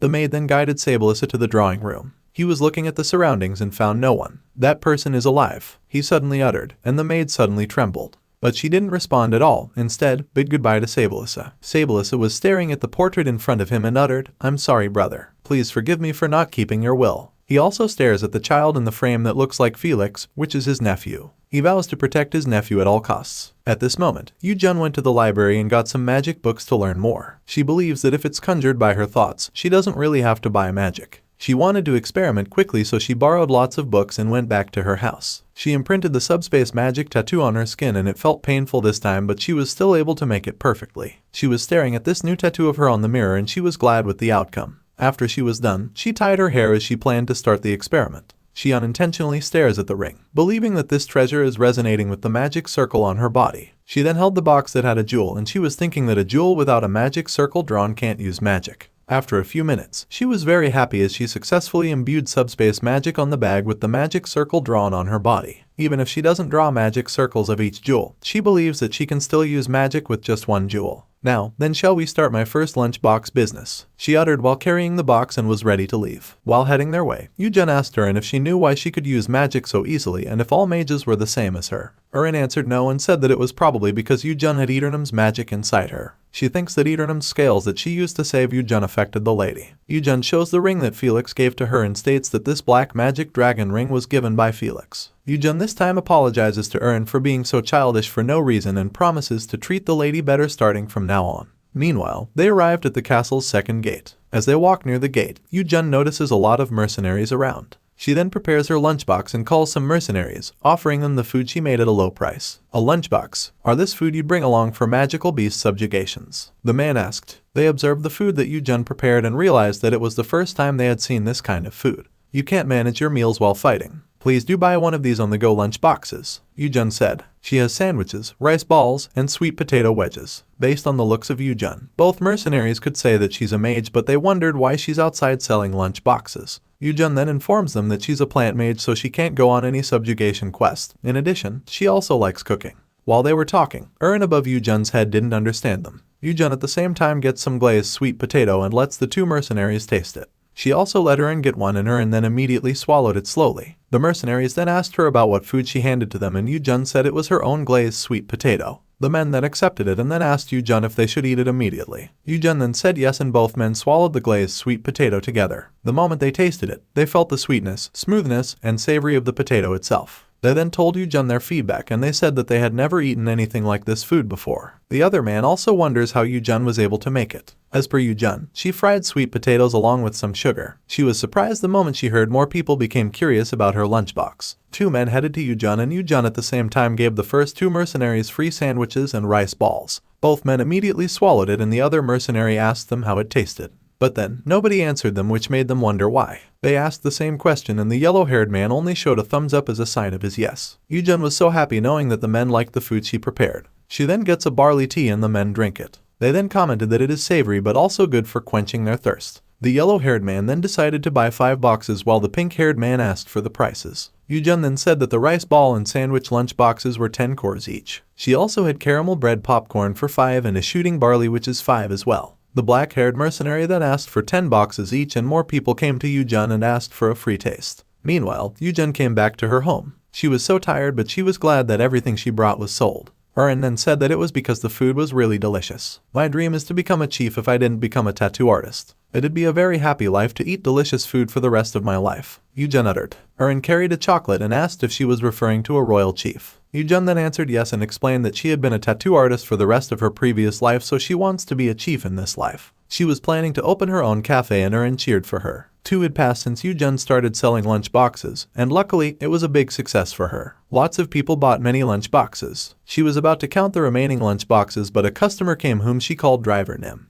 This man came back from the dungeon, and according to him, the number of the magical beasts is increasing significantly and is exhausting. YooJung became worried for him and told him to always take good care of himself. At the same time, she was wondering if this man was old enough to experience this scary kind of thing. She remembers that it was written in the novel that when the black dragon was sleeping, the numbers of the magic beasts increased significantly, and she was thinking if the Kroban mercenaries would be okay. She also wonders if Felix is eating well. At this moment, customers are lining up to buy lunch boxes from YooJung. There is also a new customer together with his subordinate. The moment this man saw that YooJung was only selling lunch boxes, he told his subordinates that they could just catch wild boars and eat them. His subordinate then replied that rumors say that the food of YooJung is very delicious and is good for constipation. Anyways, it's a famous place that sells good food and we have to wait in advance, he added. At the same time, his boss was staring at YooJung as he realized that the lady was familiar to him. He then asked YooJung if she was not going for subjugation anymore. YooJung then looked at him and the man said, "I thought you looked familiar, turns out it's you, miss." A few months ago, on the day YooJung transmigrated to another dimension, she was so clueless about where she was. She only remembers that she last fell at the stairs of her house. As she walked around, she stomped a skeleton. She was so scared and even cried in fear. She sat on the ground, wondering where she was. Then she heard someone. It was a blue-haired man riding on his horse. The man calls his captain and concludes that YooJung is a survivor. The man came down from his horse and asked YooJung if she was fine.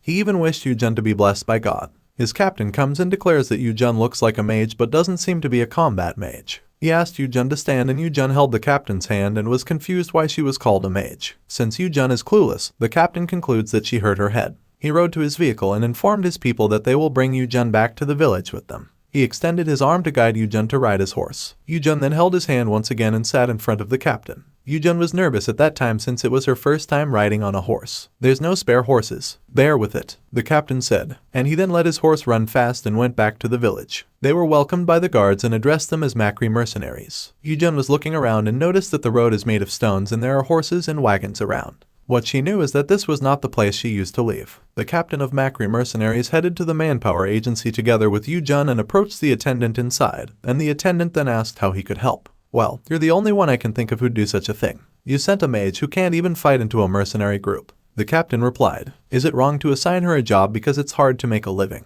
The attendant asked. He then bravely said that it was Sylvia's fault for not doing her job properly. What he knew was that Sylvia could use offensive magic. He was staring at YooJung and stated that YooJung looked like a corpse. "Well, only the mercenaries I introduced to you would have done a great job. Thank them for letting a helpless mage tag along." He added. The Macri mercenaries captain becomes mad and almost hits him. He was annoyed by the fact that this attendant knew it was dangerous but still sent Sylvia. "I must have been a dirty and sloppy mercenary. You sent her knowing she'd a meat shield. I know how things work around here," he said angrily. He then ordered the attendant to pay YooJung, and despite that the attendant was annoyed, he still agreed and paid YooJung the right amount. After they came out, the captain then told YooJung to try to cherish her own life no matter how hard life is. YooJung didn't respond since she was staring at the coins in her hands since she had only seen it in medieval movies and she wondered what this payment was all about. The captain at the same time told YooJung that it's harder to survive outside the castle than to pick stars in the sky unless she's a battle mage. He knows that the manpower's payment is huge, but for him, it is dangerous for YooJung since she doesn't know how to use offensive magic. While talking, YooJung was not listening to her as she was staring at the buildings which she believes are medieval buildings. She was so confused and concluded that she was stuck in this place. Her eyes rounded since she was shocked and the Macri mercenaries captain asked if she was listening. YooJung rattled and answered yes. He was staring at the man leaving, telling her that people make mistakes from time to time and that she must look for help from people around her if she's having a hard time. "No need to introduce ourselves. We're both making a living after all. Take care," he added while waving goodbye to YooJung. Going back to the present time, YooJung told the captain that she was really thankful back then. The captain smiled back at her and said that he was glad YooJung is doing well. His subordinate then also remembers that YooJung is the mage they found in the forest. This time, the iron gates opened. YooJung stared at the gate and she said that she had never seen this gate open even when she came to this place every day. On the other hand, the captain of Macri mercenaries believes that the Knights of Viscontiere are back. A smoke then appeared and the knights entered together with their cavalry. Just by staring at it, the Macri mercenaries conclude that it's a total of 800 knights and he believes these knights have pushed all the way to the magic beast's lair. He also said that no matter how much support the mercenaries get, it's miles apart from what the knights get, especially for the Knights Order under the Duke of the Corpora Empire. At this moment, Felix went into the forest and fought against the monster together with Hubert. After defeating a gigantic beast, Hubert informed him that he was extracting the essence now. Dennis was also with them and was the one who put all the essence in a pouch. Felix then declared that they had sorted everything out so they could now go and rest. Before they leave, Hubert activates his water element and lets it surround Dennis, knowing that Dennis feels hot and tired. After it, Dennis then said that the number of magic beasts had increased dramatically. Hubert also added that they hadn't slept for 3 days. The thing he is most worried about is they almost run out of Sylvia's lunchbox rations. He asked Felix what they should do. Felix was silent for a moment as he remembered Sylvia. He knows that they bickered quite a bit, but it was pretty fun for him. He also can't forget when Sylvia asked him if the food she prepared was good. He suddenly smiled and told his subordinates that they must head back. Dennis was screaming in excitement and both men then followed his order. As they arrived at YooJung's home, Dennis was very glad as he felt like they were going home to their family. He feels a little bit emotional knowing that they can now finally rest. They were standing outside and noticed lots of flowers and plants around. Hubert knocked on the door, but then no one responded, so Hubert believed that YooJung was not around. He told the other 2 men that they must wait for Sylvia to come back. At the same time, two fairies smelled something good somewhere. Then they saw the flowers and immediately went to the petals. They all felt purified after smelling it, and they then went back to Felix and asked if they could go to the garden in the backyard since they also smelled something nice coming from there. Felix only smiled at them as his response. The fairies knew that Felix permitted them, which made them all excited and kissed Felix on his cheeks and immediately headed to the garden. Going back to YooJung. She's still outside the castle, but they were already heading back to her house. She was so happy, which was noticed by Erin. It is because she finally found seasoning similar to soy sauce. It is called a salty seasoning, which she bought in the market. The vendor gave him 1 spoon of it for free to taste it. She tasted it and thought that it was a soy sauce, but the vendor said it was a galbus oil. She then instantly asked for 30 bottles of it, which surprised the vendor. She paid the right amount and she carefully carried her storage bag this time since everything was inside. She was so excited to come home to cook something delicious. Erin then asked her what she would cook and she answered that it would be a delicious meal using her new seasoning.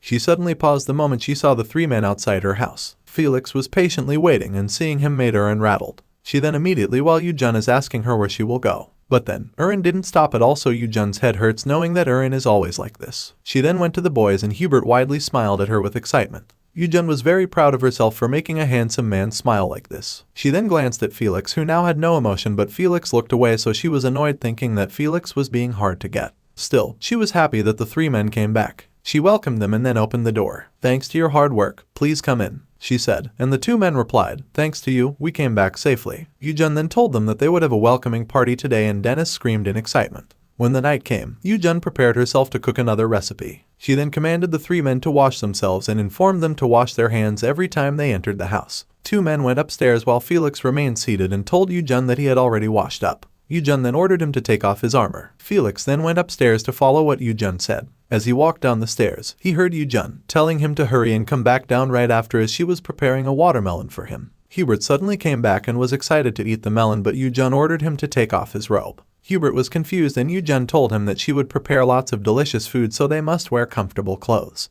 After Hubert left, she then activated her magic power and summoned lots of watermelons. She then tied her hair to clean herself and prepared to cook. She had meat and greens as she was planning to make bulgogi. She wanted Erin to have the first bite, but she was annoyed after recalling that Erin left and hadn't come back. She understands the feelings of Erin, but for her, Erin can't keep avoiding Felix forever. While cooking her dish, she was wondering how Felix would react after finding out Erin has been with her this whole time. She was hoping that Felix wouldn't accuse her as a thief since it was Erin who brought her to this place. For her, Felix is strangely fickle and emotional, so she can't tell how he'd react. Felix is now currently at the table, staring at the watermelon together with the fairies. Hubert and Dennis were also at the table and they both smelled something delicious that made their stomach growl. Felix gets some watermelon and opens it so he can eat it, while Hubert at the same time wonders what food YooJung will cook this time. He was so proud of YooJung knowing that the lady could cook many dishes and was new to their taste. After a few minutes, YooJung came and asked for some help from the men. Dennis then stood and volunteered. YooJung prepared 5 dishes. Dennis was drooling upon seeing it and he asked what this food was called. YooJung then said that it is called bulgogi. She instructed them to wrap the meat in the rice and leaves and dig in their mouth. She then showed a thumbs up as a sign that she permitted everyone to start eating. But then, Hubert was curious to know about the stick YooJung was holding. YooJung then said that it is called chopsticks. The men were staring at it while she said that this thing was tough to use at first but would be easier than a fork once they got used to it. Dennis stares at the fork he is holding. YooJung then asked if he would like to give it a try, and Dennis became so excited as he answered yes. YooJung then handed him the chopsticks and let him get a pair. Both Hubert and Dennis used the stick while preparing the bulgogi. YooJung at the same time continuously ate while looking at them and compared them to a grown-up men struggling with the sticks. After a few minutes, Dennis was able to make it and YooJung then said that he learned fast, maybe because he is a prosecutor. Dennis then swallowed the meat and his eyes sparkled the moment he felt the deliciousness of it. He was so emotional as he said that it was very delicious. YooJung then told him to eat lots since she prepared plenty of it. Dennis continues to eat while Felix becomes curious about the stick. He glanced at the chopsticks and grabbed a pair. He then tries to use it and YooJung believes that Felix is just pretending that he's not interested. He then summoned blueberries in front of Felix and was hoping that Felix would give it a try. She already concludes that Felix would struggle knowing that eating blueberries using chopsticks is pretty hard for beginners. Felix then started using the stick but it flopped. This time, he felt challenged and tried it numerous times but he failed. He becomes so annoyed and seeing him like this makes YooJung silently happy with his frowning face. Felix suddenly glared at her but YooJung continued to eat, grabbed a meat then put it on the leaf and swallowed it. She was so thrilled with the taste while Felix was still staring at her and could not believe that she swallowed a huge amount of food with her small mouth. So good, YooJung uttered, which made Felix wonder if the taste was really good. He then feels that he is drooling by just staring at YooJung enjoying the meal. He then cleared his throat and pretended that he wasn't interested in the bulgogi. The next day, the fairies were waiting for Felix to wake up early in the morning as they wanted him to open a mangosteen for them. One fairy wanted to wake up Felix just to open the fruit, but the fairy with the pink hair said that they shouldn't wake Felix up. Another fairy then suggested opening the mangosteen themselves by just helping each other. They were imagining how to do it and then they tried to grab one, but it was slippery. While doing it, YooJung saw them and believed that these fairies wanted to eat mangosteen. She didn't come out, but she wanted to help them. The fairies were able to grab one of the mangosteen and tried to open it, but they flopped and slammed on the table. The red fairy cried in pain, so YooJung felt pity for her and was thinking what she should do. She doesn't know what she should do, knowing that the fairies can't know that she can see them. In the end, she decided to help them. She entered the house and then the fairies flew towards her. She went to the table and pretended not to see them.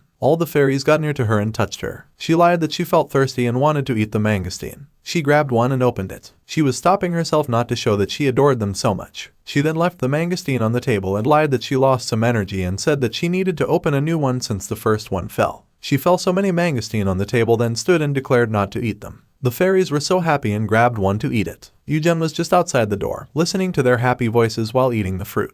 She was also happy that she managed to find a way. After that, she prepared breakfast for the three men. The men had just woken up and she informed them that today's menu is French toast. At this time, Felix paused while staring at YooJung. His face was red and Hubert asked him if he was fine. But then, Felix didn't answer, but he only felt that his heart was pounding just now. Meanwhile, the three men need to leave and they promised to come back. YooJung waved goodbye to them, but she noticed that Felix only nodded. She then closed the door and tied her hair while saying that she was all alone now. She glanced at the table and remembered Felix succeeded in picking up blueberries using the stick. For her, Felix is like a kid in a cute way. She grabbed the chopsticks of Felix and saw that he marked it. This time, she wonders when Felix eats her dishes. She was worried that Felix would become malnourished knowing that he only ate fruits and shrimp. She wants Felix to at least eat side dishes or rice. She suddenly and screamed, asking why Erin didn't come back yet. But then, she sat back and decided to rest for a moment since she felt tired of working too hard lately. While sitting, she was already thinking about what to eat today. She then plans to make a little bowl for Erin and also for the other fairies. She prepared a small bowl and cup and she was glad just by staring at it. She suddenly punched the table since she missed Erin and she wanted Erin to use the bowl and cup she made. She stood once again as she felt sad since it was too quiet. She lay down on her bed as she decided to take a nap. She was hoping that Erin would be in her house when she woke up. Late in the afternoon came and YooJung finally woke up and realized that she had taken a longer nap. Fortunately, Erin was already beside her, saying that she was already hungry. YooJung was startled, so she ended up pulling the blanket, which rattled Erin. Erin was stuck on the blanket and was complaining that it was too heavy. YooJung then removed the blanket from Erin and asked her when she came back. Erin said that she came back while YooJung was sleeping, then hugged YooJung, which made her fall asleep. YooJung was staring at her, believing that Erin's action was being too selfish, so she was planning to give her a scolding this time, but then, the moment she tried to do it, Erin said that she was hungry. Because of Erin's cuteness, YooJung feels pity for her and she cannot hold it. Am I cut? Erin asked, and YooJung answered, nope, not at all. She asked the fairy how long she was going to keep avoiding Felix and the other fairies, and she wondered what exactly Erin did for her to keep running away and afraid to show herself. Don't you miss Felix and your fairy friends? Why do you run away at the slightest glimpse of them? YooJung added. Erin was hesitant to say it, but YooJung ordered her to say it to her so she could understand. Since Erin won't say any words, she concludes that it was because of her. Erin then answered yes and added that it was her fault for bringing Erin into this world. She said sorry to YooJung and YooJung asked if she regretted it, but Erin replied no. Everything seems like a coincidence, but I don't think it's mere coincidence that you're here. She added. She concludes that it is as if Eternum the dragon, who knows everything, told her to bring YooJung and she cannot shake off those thoughts. Then you don't have to run away, do you? YooJung asked. According to Erin, they went to Eternum back then so Felix could have a proper meal for at least once. And then, she was sucked into somewhere else to make that wish come true. Everyone's expecting Felix to get a magic plate or magic bag so that he can eat properly. And now, she ended up bringing YooJung to their world, so she doesn't know how to face the other fairies anymore, as she was afraid that everyone would look at her disappointed. YooJung tapped her head and said that she'd be Felix's magic pocket who will cook healthy food for him. Erin was so speechless and she became emotional. She hugged YooJung's face and cried out loud. YooJung then told her that they should eat something first since she remembered Erin was hungry. They went downstairs, and after a few minutes, YooJung made a meringue cheese omelet for them both. She then told Erin to sit at the table. Erin then noticed the small plate and she asked YooJung about it. YooJung then informed her that it was her bowl starting from now. Human bowl is too big for you. Do you like it? YooJung asked, but Erin was speechless and carried her bowl. YooJung then instructed her to cut the omelet with a knife and fork since it was hot. Erin gave thanks to her and they both started eating together. Erin then said that the food was good and YooJung told her to eat as much as she wanted. After just a few minutes, Erin proudly said that she cleared her plate. YooJung then said that they should make something savory this time. She used her magic to cook and Erin was impressed to witness YooJung's magic kept on improving. Do you use water, fire, wind, and plant magic at the same time? She asked, and YooJung just answered, look at you with your eyes wide open. You'll be more surprised when you taste the food I made. A minute has passed, and the food is finally done. They then started eating it and YooJung let Erin taste it first. YooJung then asked Erin's comment and Erin was thrilled as she answered that it was so yummy. YooJung then also tasted it and agreed, and she then said that it tasted better since she was eating together with Erin. At the same time in a mansion, there is a young man eating food in the terrace. He was enjoying it while the maids were staring at him and addressed him as the Duke. The man sipped the cup of milk tea and he smelled the aroma of it. He rang the bell and her maid then brought him another dish. She put it on the table then removed the cover while saying that inside was a melon harvested by the chef this morning. The Duke was very glad to see a melon knowing that it was essential when taking a bite. After tasting it, he becomes more surprised with its taste. His subordinate then informed him that they found a new vendor selling this delicious food and he had sent someone to the second gate which was the selling location of YooJung. I am looking forward to tasting them myself, the Duke replied. The next day, YooJung cooked her recipe, a perfectly prepared lunch box. She also had Korean pears and ginger tea. After putting everything in her storage bag, she then wore it and headed to the castle's third gate since she already sold it quite a few times at the second gate. She arrived at the third gate. She sat down while waiting for new customers to buy her food. After a few minutes, lots of people lined up to her and she told each customer to wash the lunchbox after they ate so they could get freebies from her. She counted the remaining lunchboxes on her storage bag and asked the customer in front of her how many he wanted to buy. The man then answered that he wanted 10 boxes but YooJung only had 7 lunchboxes left. The man said it was fine and handed his bag to YooJung. YooJung then put everything inside and even gave pear fruits as freebies. She then gave the bag back to the man and as the man opened it, he was confused after seeing lots of fruits. He then told YooJung he didn't buy any fruits and YooJung answered, she knows. I'm giving them to you because I felt bad, so you can't tell others. She added. The man was so glad and gave thanks to her. He then left and YooJung told the next customers that everything had been sold out. The mercenaries were sad upon hearing it but they didn't have a choice but to walk away. While they were leaving, YooJung informed them to come back tomorrow instead. Most of them were disappointed since they were waiting for many hours just to buy YooJung's meal. YooJung prepared to leave without noticing that a man was heading her way. She grabbed her bag and was ready to go but the man asked her to wait. Is it sold out? The man asked. He seemed like he was running all the way to the third gate as he was covered with sweat.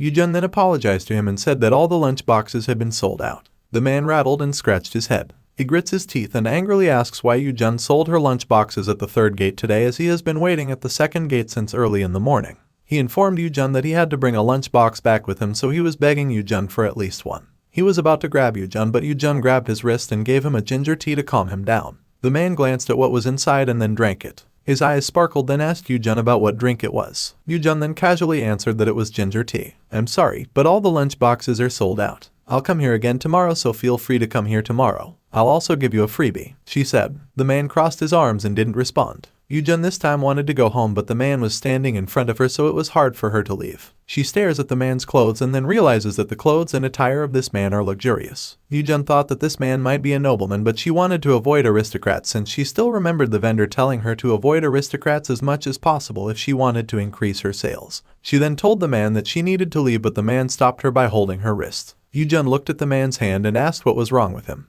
The man then apologizes for acting rude but he wants YooJung to come with him. He wasn't able to buy a lunchbox and he blamed YooJung for not selling at the second gate. YooJung ordered the man to let her go but the man pulled her and she suddenly flew away since the man has the ability to do so. The man smiled at her and informed her that they were going to see the Duke of Viscontier. YooJung was shocked but she was not able to run away. The Duke of Viscontier was checking some papers in his office. He said that there are only 3 mercenaries of the Kraven mercenary group but are very skilled. He then heard his subordinate agree and added that these 3 mercenaries have a performance equivalent to that of a large mercenary group. While they were discussing, YooJung and the man landed outside the castle. YooJung was screaming in fear and he was hugging the man's neck since she was afraid to fall. They landed safely and the man concluded that it was YooJung's first time to fly. He then told YooJung to get off from him as they had arrived. YooJung then touches the ground with her foot and then drops herself on the ground and is glad that she's alive. She glared at the man with annoyance for not giving her any warning that he would fly. But the good thing is that she has discovered she's afraid of heights. The Duke's subordinate then comes out and asks who this lady in their castle is. Staring at him, YooJung believes this old man is in a higher status. The man then informs the Duke's subordinate that YooJung is the one who sells lunch boxes at the third gate. He said everything that happened, including the reason why he didn't have the lunch box with him. He was so proud while saying that he brought the lunch box seller with him to personally cook for the Duke. But then, the Duke's subordinate was disappointed. YooJung was so confused and afraid as it seemed like she was kidnapped. She begged for mercy and she even cried because of fear. She said sorry and promised not to sell any lunch boxes outside of the castle again. The Duke suddenly comes out as he wonders about what the fuss is happening outside.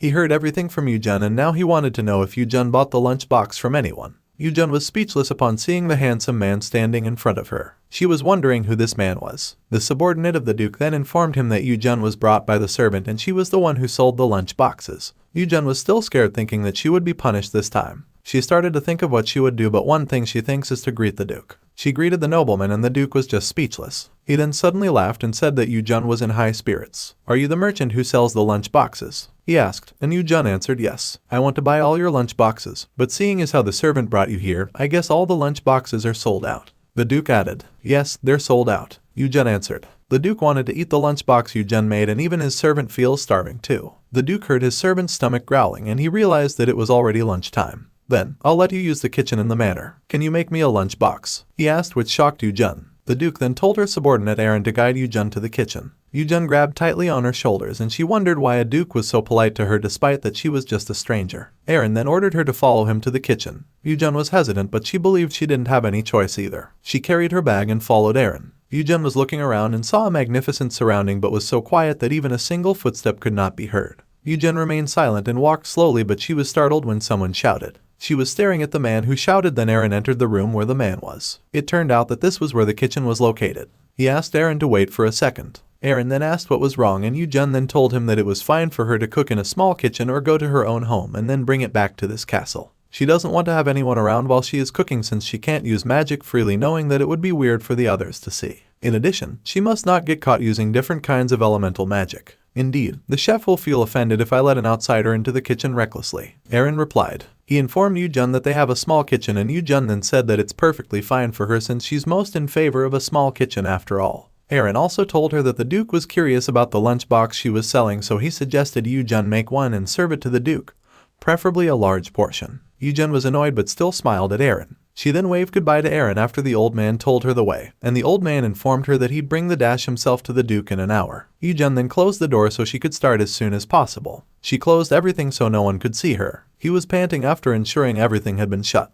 She was checking the cabinets while thinking of what recipe she would cook this time. But then, there are no ingredients inside the cabinet. She was dumbfounded and checked the other storage, but there was none. She was so annoyed and screamed that there was nothing inside the kitchen. She could not also make a fire since there was no fireplace. She calmed herself down and wondered if she had all the tools and ingredients inside her storage bag. She then checked it and uttered, "Now, let me show you a taste of heaven." She then started moving and used everything inside her bag, combined with her magic, to cook the meal. She cooked the meat in the pan and she also prepared some side dishes. She was multitasking, and the moment her meat was cooked, she then sliced a little and then tasted it. She was so thrilled with its taste and she even rated it 10 out of 10. She then put everything in the lunchbox and she made a big portion just like what Aaron ordered. Everything in the kitchen was a total mess, so she immediately cleaned without knowing that Aaron was heading back to her. Aaron slowly opened the door while YooJung was still cleaning using her magic, put back everything in her bag, and cleaned the pan without even touching it. She then heard someone open the door, and as she turned around, she saw Aaron standing behind her. Luckily, YooJung finished everything, including cleaning. She smiled at Aaron and she was glad that she made it in the nick of time. She then handed the lunch boxes to Aaron and asked him to keep the bread separately. Aaron was startled after carrying all the lunch boxes as it was so heavy. YooJung knows that Aaron was surprised that she managed to finish everything in an hour since it's hard to make much with the given time. "Then, I can go back, right? Come on, I need to get groceries since I have to run my business tomorrow," she said. Aaron didn't respond for a moment as he was thinking. He then concludes that Duke Lucino won't mind if he will let YooJung go since there are already lots of lunch boxes. He then permitted YooJung to leave. YooJung was very happy that she now had the freedom again, and she was hoping not to see these people since for her, they were thieves, not paying for the food. As she was about to leave, Aaron asked her to stop. She glanced back to Aaron and asked what he needed. Meanwhile, YooJung was heading back home, carrying lots of money that Aaron paid to her. She didn't believe that she'd be paid, but she was still annoyed by the fact that those people were able to make people do as they please and didn't even have the kitchen prepped. As she opened the pouch, she was surprised knowing that it was a lot, and she claimed that this money was too much for her to complain. She smiled and said that she should buy a ton of stuff that she wants with this money. Going back to the castle, Aaron knocked at the door of Duke Lucino. He entered and gave all the lunch boxes. Lucino was staring at it and said that he had never seen this kind of food container even before. He also stated that the lunch boxes looked like had a considerable amount inside. Aaron then volunteered to open it for him, and he uttered wow the moment he saw the delicious and nice plating of the meals. "There are a lot of things I've never seen before. It's very interesting." he said. The maid then asked him what tea he would like to partner with the food he would eat. But then, Lucino said that he only wanted cold water this time instead of tea. Lucino started slicing the meat and noticed that the skin of the meat was red and the juices were also still overflowing. Aaron, do you remember how you went all the way to Montitishmam City because I said I wanted to eat their spicy beef stew? He asked. And Aaron answered, of course, Your Grace. You don't know just how taken aback I was because you said that suddenly. Montitishmam City was closed off, so they wouldn't let outsiders in easily, isn't that right? Lucino then laughed as he remembered it all and said that it was the spicy beef stew he had to go out of his way just to try it. He also still remembers being quite disappointed because the beef stew wasn't as good as he thought it would be. It makes her smile wider just by staring at the food YooJung made for him. There are even fruits and he happily says to Aaron that he never had anything like this meal before despite that he is the Duke of the Empire. He gets some strawberries and questions how can a fruit be so rich and plump. Aaron was glad to see Lucino so satisfied and was very happy. He cannot remember at all when was the last time Lucino laughed in happiness. Lucino still remembers YooJung's face a little and he could say that YooJung has quite an incredible skull for someone with a young and delicate body. Late afternoon came. Lucino was in the terrace, drinking tea. He was still thinking of YooJung, wondering what YooJung usually sells. Your Grace, that food is for commoners or for purchase. You have to keep your dignity as a duke. Aaron said, well, can't you just count this as a delicacy? Lucino replied. He told Aaron not to be so uptight and he ordered him to buy YooJung's lunchbox every day. Aaron didn't respond for a few seconds, but in the end, he chose to answer yes to Lucino knowing that he didn't have a choice. Lucino wanted to take a proper look at YooJung if given a chance. But now, he cannot believe that the only thing he remembers about the lady are those turquoise eyes of her. The next day, YooJung headed back home after selling her meals. While walking, Aaron informed her that she thought someone was following them. YooJung then ran as she was afraid that it might be one from the duchy. She was confused since she didn't think she did anything particularly offensive. The one following her pulled her cloth and Aaron ordered the person to get her hands off, but her shout couldn't do anything since only YooJung was the one who could see her except for Felix and the other fairies. YooJung turned around and saw that it was a lady. She then remembers that this lady was the fruit shop owner who kicked her out. The lady was staring angrily at YooJung. She blamed YooJung why her fruit shop causing a recent loss in profit.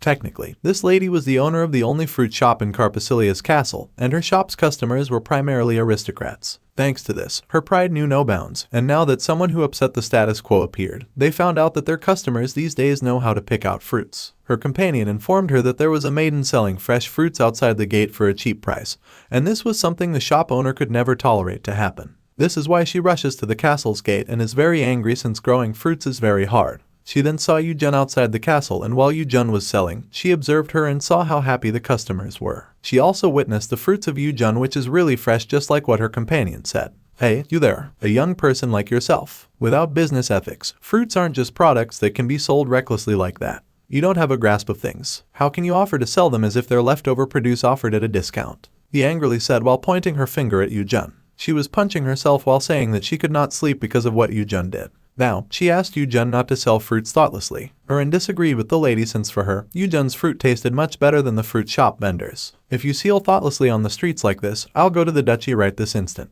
I'll make you pay for this wench. Understood, the fruit shop owner added. She even threatened YooJung. And as he turned around to leave, YooJung grabbed her shoulder so she turned back in confusion. The vendor angrily asked YooJung what she needed, and YooJung then told her that it was not illegal to sell on the streets and that she heard it herself from the duchy a few days ago. The time when she was at the castle, she asked one question to Aaron, and that was about her selling in the street, and Aaron told her it was fine. In addition, about the business ethics, among the fruits she sells, she believes there are a few that this shop owner doesn't sell. The shop owner feels insulted and says a lot of bad things to YooJung. YooJung covered her ears, but she heard the lady telling her to follow at the duchy. YooJung commanded her to stop yapping and told her that it wasn't her concern whether she sell her fruit or just give it away. Besides, people would buy wherever they wanted to, and they would surely pick those fruits that would taste better for them. She also informed the vendor that she sells lunchboxes, not fruits, since fruits are just a service or a freebie. The vendor was dumbfounded and she could not believe how YooJung thought of giving away those expensive fruits for free. She was about to push YooJung, but YooJung caught her hand and said, sure, fruits can be expensive. I too understand that it's difficult to own land where you can grow fruits within the castle. But does that always mean it's something that should be so expensive? From my point of view, it's you who sells them at too high of a price. She then pulled away her hand and added that no one would dare to buy and eat fruits that are 50 times more expensive than steak for only just one piece of apple. The lady was very furious and shouted at YooJung, saying that she'd go to the duchy and report YooJung.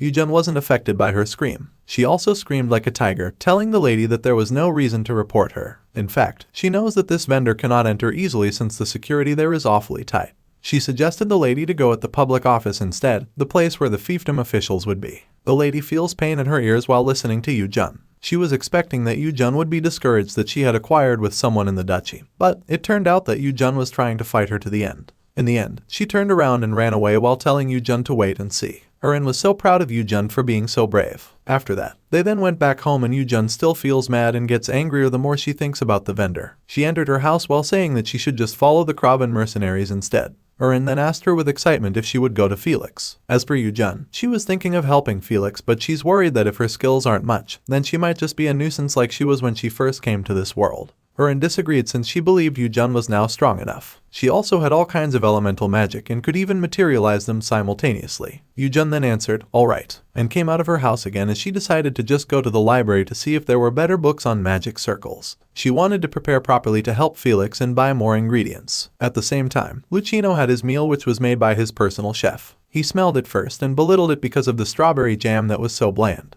Erin asked him if he wanted some butter instead, but Lucino refused. He puts down the bread that has jam and he believes something is missing in this meal, but he doesn't have the faintest idea of what that might be. Erin asked if he wanted to eat some more and he was shocked the moment Lucino ordered him to clear everything. He cannot believe that Lucino only eats a little today. The food on the table is soft bread containing plenty of milk, a sour salad containing lots of vegetables, onion soup, hand, sausages, and even an omelet. These are the meals that Lucino usually hearts-heartedly without leaving a morsel behind. The maids clean everything and send it back to the kitchen. Another meal has been served. It was a strawberry that was picked by the chef early this morning. Still, Lucino is disappointed and complains about its pale color as it isn't bright red like the strawberries of YooJung. Erin then apologized and said that he'd bring some fresh ones. Lucino put back the fork on the table and asked if there was still a long wait before the time to buy YooJung's lunchboxes. From my understanding, it isn't time yet to sell lunchboxes. However, they said she appeared in front of the castle gate shortly after breakfast. Erin replied. Lucino was thinking for a moment, and in the end, he decided to go by himself. The next day, YooJung was outside the city gate and she gave green grapes as freebies for her buyer. Every time she gave it, she told the mercenaries that the grapes were very sweet and would pop in their mouth. She also gave an instruction to eat the grapes one at a time and wash it with water beforehand.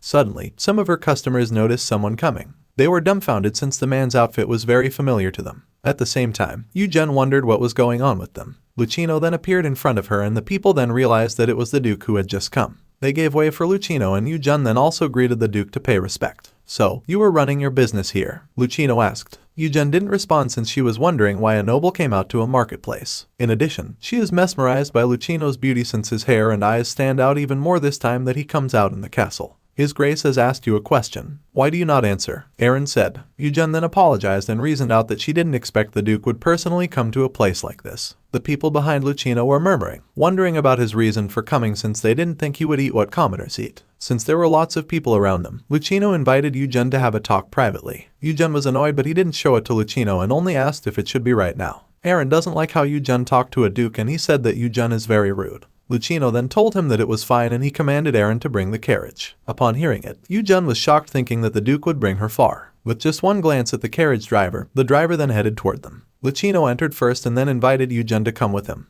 YooJung was just staring since she didn't want to go with the Duke. Erin sighed and told her that someone would not be permitted to ride a carriage together with the Duke, but through the Duke's grace, it has been allowed this one time to YooJung, so he wants YooJung to take this as an honor. YooJung feels a little bit upset and even Erin then promised her that she'll stay by her side and protect her no matter what, so she should not worry. YooJung then entered the carriage and told Lucino that the carriage was nice and spacious. It was also her first time to ride a carriage and Lucino told her to sit comfortably. YooJung feels thrilled and concludes that the Duke isn't as bad as she thought he was. Erin on the other hand saw YooJung's face getting red. They started traveling and they were so awkward since both were very silent. Lucino wanted YooJung immediately about the fruit YooJung was selling today, but he was holding it, waiting for them to arrive back at his residence. Also, he wanted to allow YooJung to enjoy riding the carriage knowing that it was her first time. YooJung at this moment was waiting for Lucino to speak, but she was confused as to why Lucino didn't say a single word. Lucino was hoping that they would arrive back at his residence soon while YooJung couldn't wait to go back to her home. Meanwhile, they finally arrived. They were at the guest room and the maid of Lucino immediately prepared some tea for them.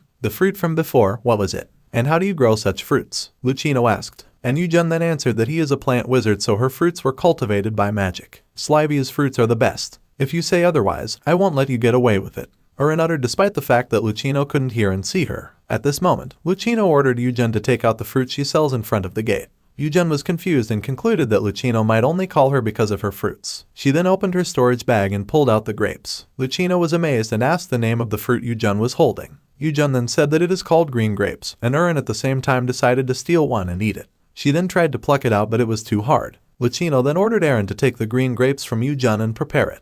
YooJung freely handed it to Erin and informed him that this fruit isn't a fruit that needed to be peeled. She instructed Erin to just wash them and the Duke can pluck it out one by one to eat them. After washing it, Lucino then plucked one grape and swallowed it. He was so satisfied with its taste and he felt the sweetness of the grape and its flavor that filled his mouth. He also compared it to the strawberries that his chef freshly picked. Your Grace, one should always check for poison before eating. No matter how delicious they were, I hope you will maintain your dignity for a little longer, Erin said, but Lucino ignored him as he was enjoying the grapes. He also felt a little bit of sourness as he bit into the skin of the fruit, but it was also very sweet when he reached the fleshy part. He ate everything, which was witnessed by YooJung. YooJung then believes that the Duke likes grapes very much. Lucino cleared his mouth then asked YooJung what she prepared for today's meal. YooJung was confused, so Erin told her that the Duke was referring to the lunchbox. YooJung then said that today's lunchbox is bossum. Inside is pork which has been boiled, not grilled. There was rice and veggies to eat with the pork, as well as potato pancakes inside. Lucino was staring at it and was amazed at the preparation. YooJung then instructed him that he could wrap it up by putting the pork on the pickled cabbage, along with the radish kimchi, butchumuchum, rice, and pickled sugar beets to top it off. She also said that this meal was also delicious when wrapped in lettuce too. Lucino can also put only meat in it to eat. It's great being able to choose exactly what he wants to put into it.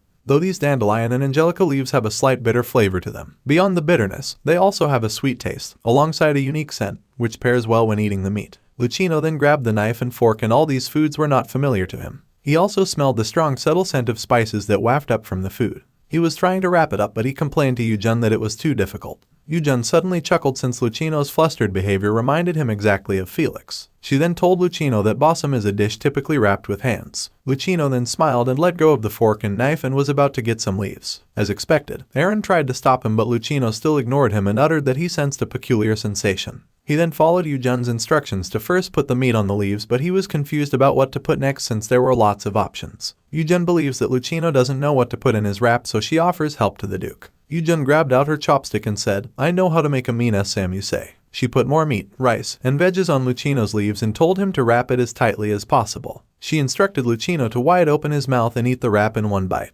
Lucino was embarrassed by doing it, and YooJung then said, I don't know if it comes off arrogance, but you have to eat it in one bite to get the full experience of flavors. Lucino didn't utter any word, but he widely opened his mouth and swallowed the wrap. He was very surprised by its taste, and YooJung at the same time that Lucino, the Duke, really swallowed the wrap. Both were very silent. YooJung was waiting for the Duke to speak to acknowledge the food she made. After a minute, Lucino finally spoke. He said the wrap is quite harmonious. YooJung was very happy hearing it from the Duke. She then said that the next wrap would be her butchumuchum. Erin at this moment feels that YooJung is now enjoying it with the Duke. But then, YooJung didn't answer, and Erin reminded her that she was dragged into this castle without proper notice. Lucino suddenly extended his hand that had the leaves. YooJung was speechless and concluded that the Duke might have wanted her to put food into his leaves. Erin was so mad at Lucino knowing that he had his own hand, so he should prepare it for himself. Still, YooJung agreed to what Lucino wanted. If the Duke is going to trust and follow her, then she wants to let him taste the most delicious wrap she has ever made. YooJung's first pick is the bossum, butchumuchum, angelica leaves, and pickled sugar beets. After tasting it, the unique taste increases Lucino's appetite.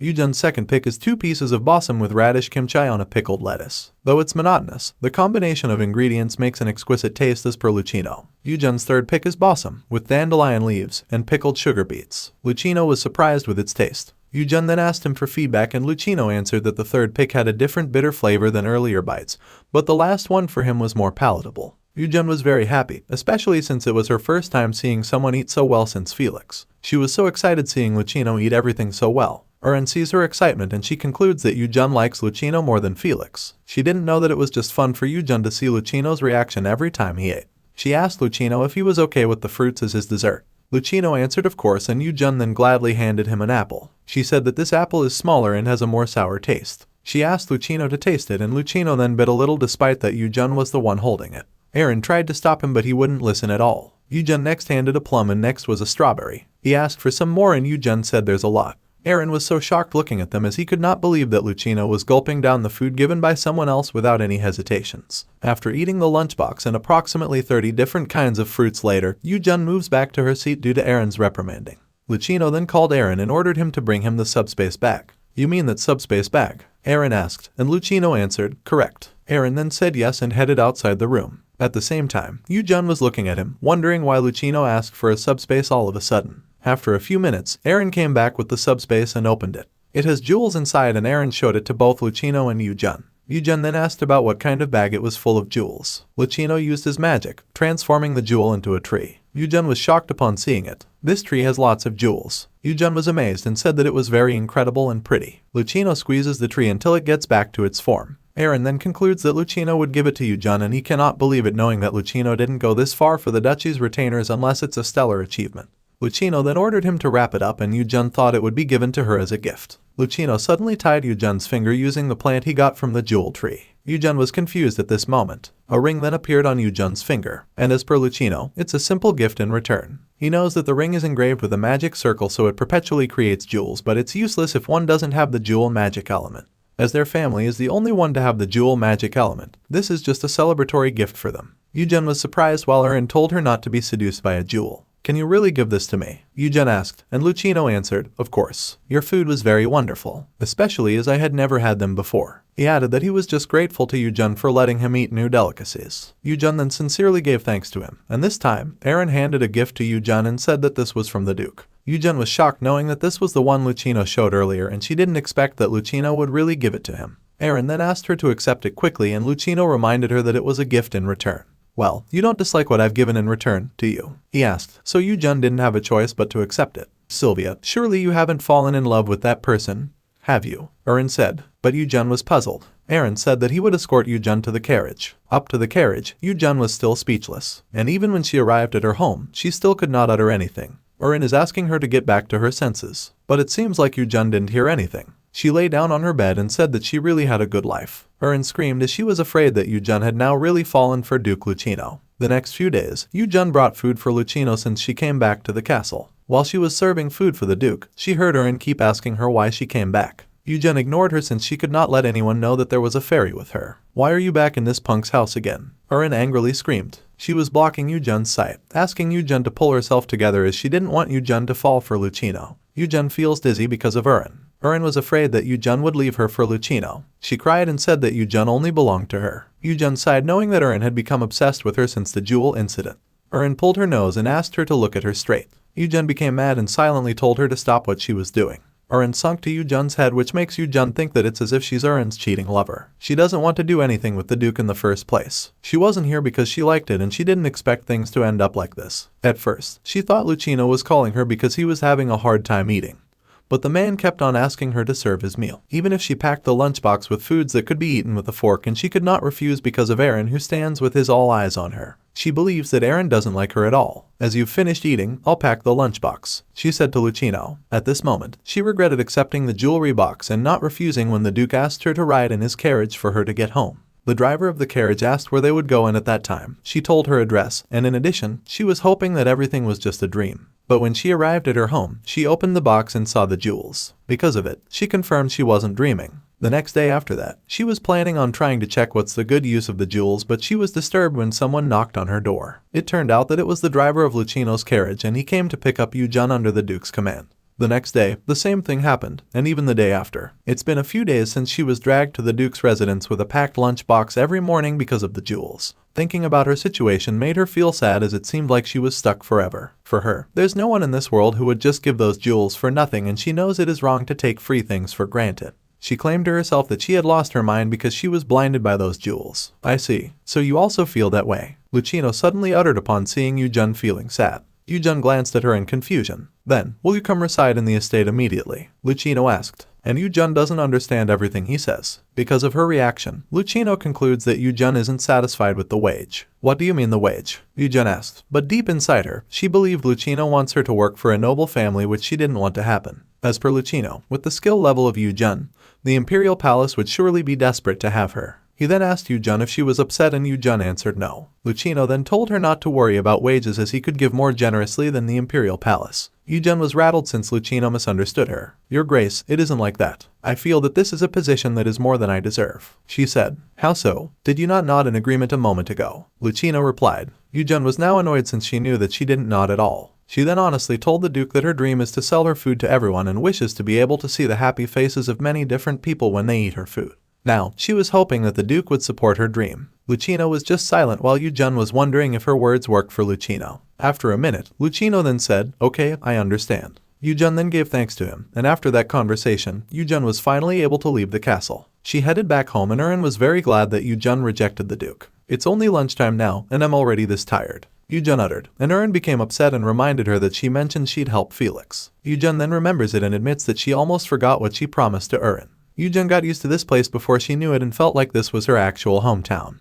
But the fact is, it was just originally a world within a story, so she was expecting that the things would go with the flow of the original story. Felix is destined to kill the queen and the nobles from this corrupted kingdom and invade the empire. For YooJung, she must have been quite satisfied to the point that she forgot why she made this goal in the first place. When she was almost near her house, she saw Felix, Hubert, and Dennis outside standing. YooJung was surprised to see the three men. She was staring at Felix and Felix then turned around after hearing her coming. They stare at each other's eyes and YooJung suddenly blushes. She then avoided Felix's stares and walked towards the men. She greeted them and said that she was glad to see these three men finally come back safe. She also acknowledged the three for working hard, and while talking, she didn't look at them and his eyes were on the ground. Hubert on the other hand noticed YooJung's face becoming red. YooJung then stood near the door of her house and invited them to come in. Hubert headed first and greeted YooJung. Dennis followed and did the same thing. YooJung then glanced at Felix. Felix was staring at his comrades entering the house. He stopped in front of YooJung and YooJung was waiting for his words. Felix's eyes were staring above YooJung's head since he saw Erin.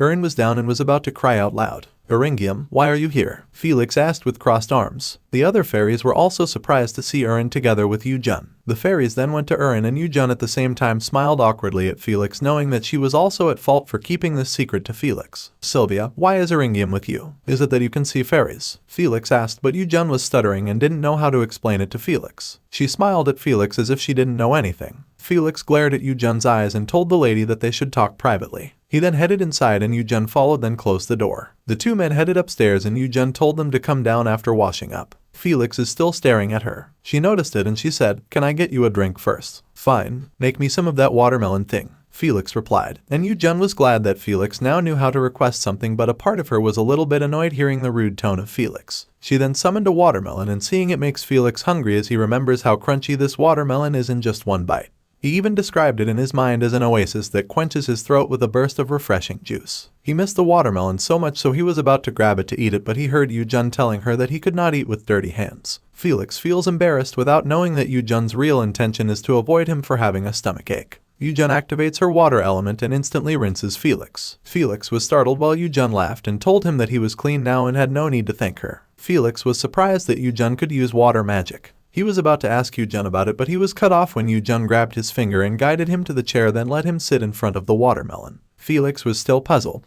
YooJung then used her magic to slice the watermelon. Felix was speechless and he heard YooJung telling him to eat first. He glanced at YooJung, who was also looking at him. He wanted to ask something since a lot of things make him more confused. He looked at the watermelon and decided to eat before anything else. At the same time, Erin and the other fairies were at the same table eating some mangosteen. Erin received lots of questions from the other fairies, and one question from them is what exactly have Erin been doing for the past 3 years. Erin was shocked upon hearing that 3 years had passed. She thought it had only been a year or so if she had added up all the time she spent with YooJung. "It's been 3 years already since you disappeared into that void. Felix has also grown a lot since then," the green fairy stated. Erin cannot believe that 3 years have passed, and knowing it makes her disappointed. The red fairy then told her not to feel down as she believed that Erin would still be the same even if she was with them in those 3 years. At this moment, they asked Erin about what's the thing Eternum gave to her before she disappeared. But Erin doesn't know how to explain it. The other fairies then said that they were pretty sure at that time when they prayed for Felix to be able to eat peacefully, Eternum gave Erin a pouch and told her something. They conclude that it might be a mission for Erin to find something with that pouch. They also believe that there's nothing Erin has done for the past 3 years. In addition, they deduced that Erin avoided them all for failing her mission and was afraid they would nitpick at her. They forced Erin to say to them everything she needed to say, but they were disturbed when they all heard Felix's voice telling YooJung to stop going around in circles and just explain herself. "Why is it you're with Eringium?" he asked, and YooJung only replied that it was a bit of a long story. Felix feels annoyed at YooJung, so YooJung gets nervous and looks away from him. Good thing that they both heard the voices of Hubert and Dennis, telling YooJung that they're now hungry. YooJung then stood and told Felix that they should eat first and talk right after. She walked away, heading to the kitchen while Felix stood and told her that they were not done talking yet. YooJung then smiled and responded that everyone was hungry, so she had to prepare some food to eat. "There's a lot of time, so I'll explain everything slowly," she added while raising up her sleeves to prepare cooking. Felix walked toward her and witnessed how she usually cooks. YooJung was just planning to buy some time. Felix talked a word behind her, so she was startled since she didn't expect Felix to follow her. It was her secret that she uses various elements and all she can do now is turn her eyes away because she's flustered.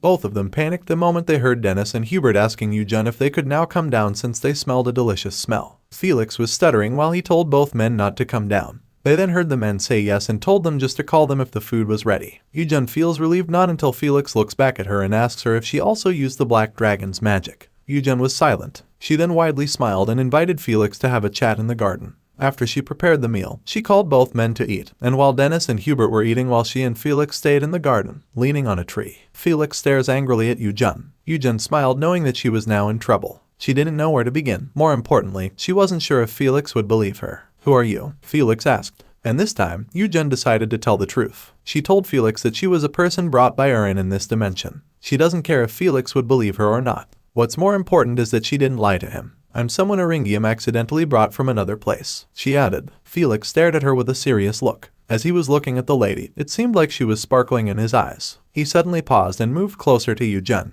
YooJung was shocked, but Felix only wanted to ask her if she was someone who traveled between worlds. YooJung was confused and asked Felix what he meant to say. She doesn't know that Felix had asked the dragon about this once before. He has seen records of those capable of realm walking once before. He asked the dragon if this kind of magic was possible, and the dragon replied that it was not magic that humans could wield. At some point, Felix concludes that the dragon is saying that it is possible. He had forgotten about the possibility of dimensional travel since then. He was thinking that Sylvia or YooJung might have been brought by the dragon. To be exact, YooJung transmigrated into a novel, but she wasn't sure if she was technically traveling dimensions. They were both sitting on the ground and Felix moved closer to YooJung once again. YooJung looked away from him and she didn't deny to herself that Felix was really so attractive. "Excuse, too close," she uttered. And Felix also blushed and realized that he was really close to YooJung's face and body. He then stood and informed YooJung that they both have the same type of magic. According to him, he felt the same mana he had coming from YooJung a little while ago when YooJung used water magic on him. YooJung was glad upon hearing it and she concluded that it might be because of the scale Urin mentioned.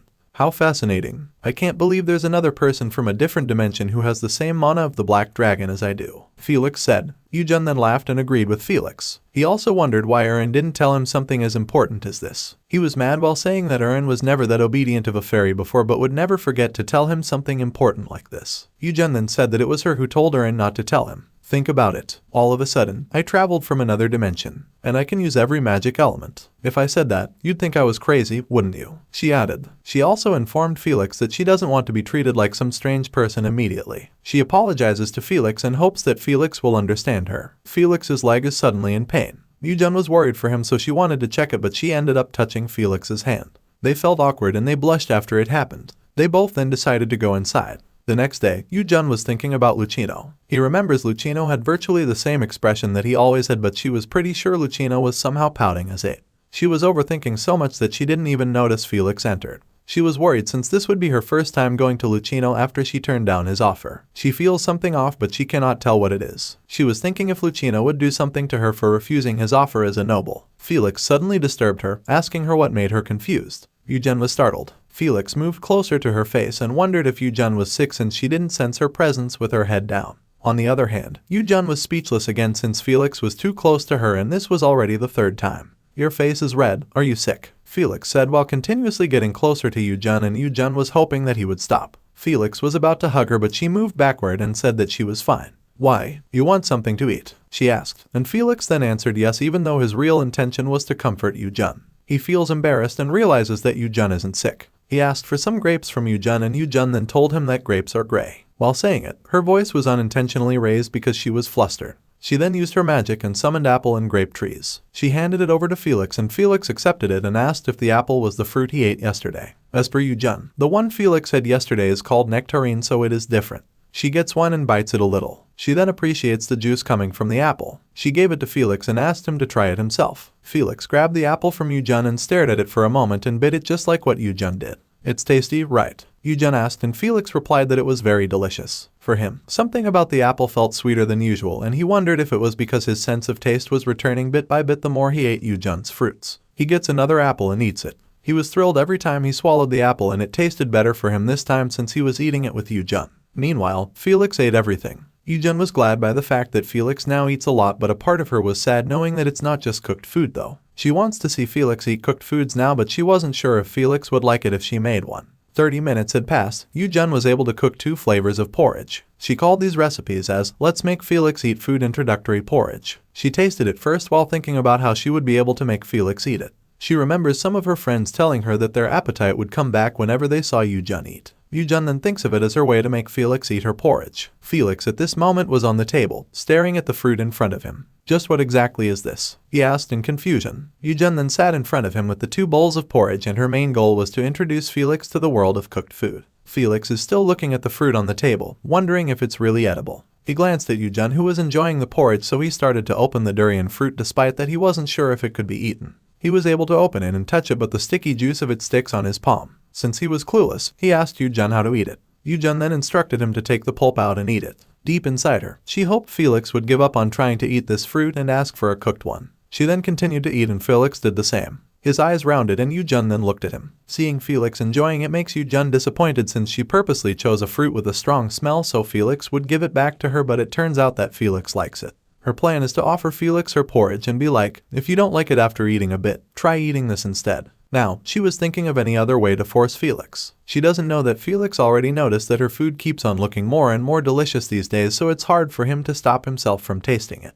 He cannot believe he keeps on wanting to try it. He has never thought this way before. Now, he thinks that the yellow-colored porridge is very delicious. He was staring at YooJung every time she swallowed it. Felix was sweating, trying to stop himself. He looked back to the fruit and continued to eat and decided to forget what he was thinking. He then told YooJung that the fruit she prepared was very delicious. YooJung was annoyed knowing that she failed her plan and wasn't able to make Felix at least pay a single attention to the porridge. Her friends clearly said that whenever they saw her eating, they would gain an appetite they didn't have before. Now, she was thinking of recommending Felix's food instead and just doing a frontal attack. Looking at it now, she realizes that no one has ever recommended food to Felix, even the fairies don't either. She gets a spoon of porridge and asks Felix if he wants some. Felix was staring at it and remembered his past life when he was poisoned by her stepmother. The moment he ate poison, he vomited blood and felt dizzy. His mother asked if he was fine despite the fact that she was the real culprit. Felix gasped and pushed away YooJung's hand. He was trembling in fear and YooJung was worried for him. The spoon that had porridge fell on the ground after Felix hit YooJung's hand.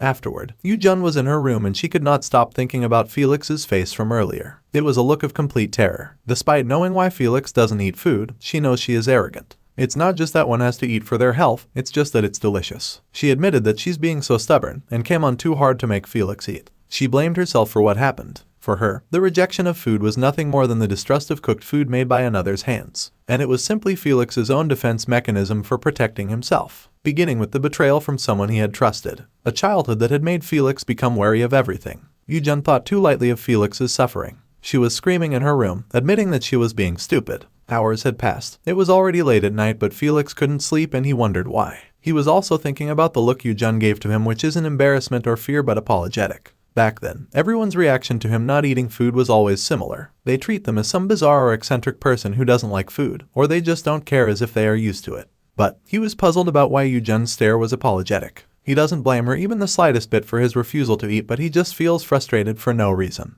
The dawn came and Felix was looking at the window and decided to jump outside. He was looking around, observing if there were people around. He then smelled something delicious and she concluded that YooJung might already be preparing breakfast. He was standing outside the door and opened it to check YooJung. Then she found out that she was right. YooJung was preparing too early without knowing that Felix was watching her. Felix smelled a familiar aroma and believed that it was sesame oil and eggs. YooJung tasted the food she prepared and Felix wanted it too. Though the food itself never gives him any desire to eat, strangely watching YooJung enjoying it makes him want to eat too. The food isn't familiar to him. In addition, he also wondered why YooJung looked sorry. He entered inside, which rattled YooJung as she didn't know what to say to him after the incident last day. The moment Felix entered, he felt that it was very hot and YooJung believed that it might be because of YooJung's cooking. He asked for some water from YooJung and YooJung then immediately got it and gave it to Felix at a fast speed. Felix stares at it as this is the first time he got something from YooJung that isn't magic. He then drank it while YooJung was looking at him and Felix then asked for more after finishing one glass since it tasted savory for him, which is very unusual for water. YooJung put some more, believing that Felix likes it.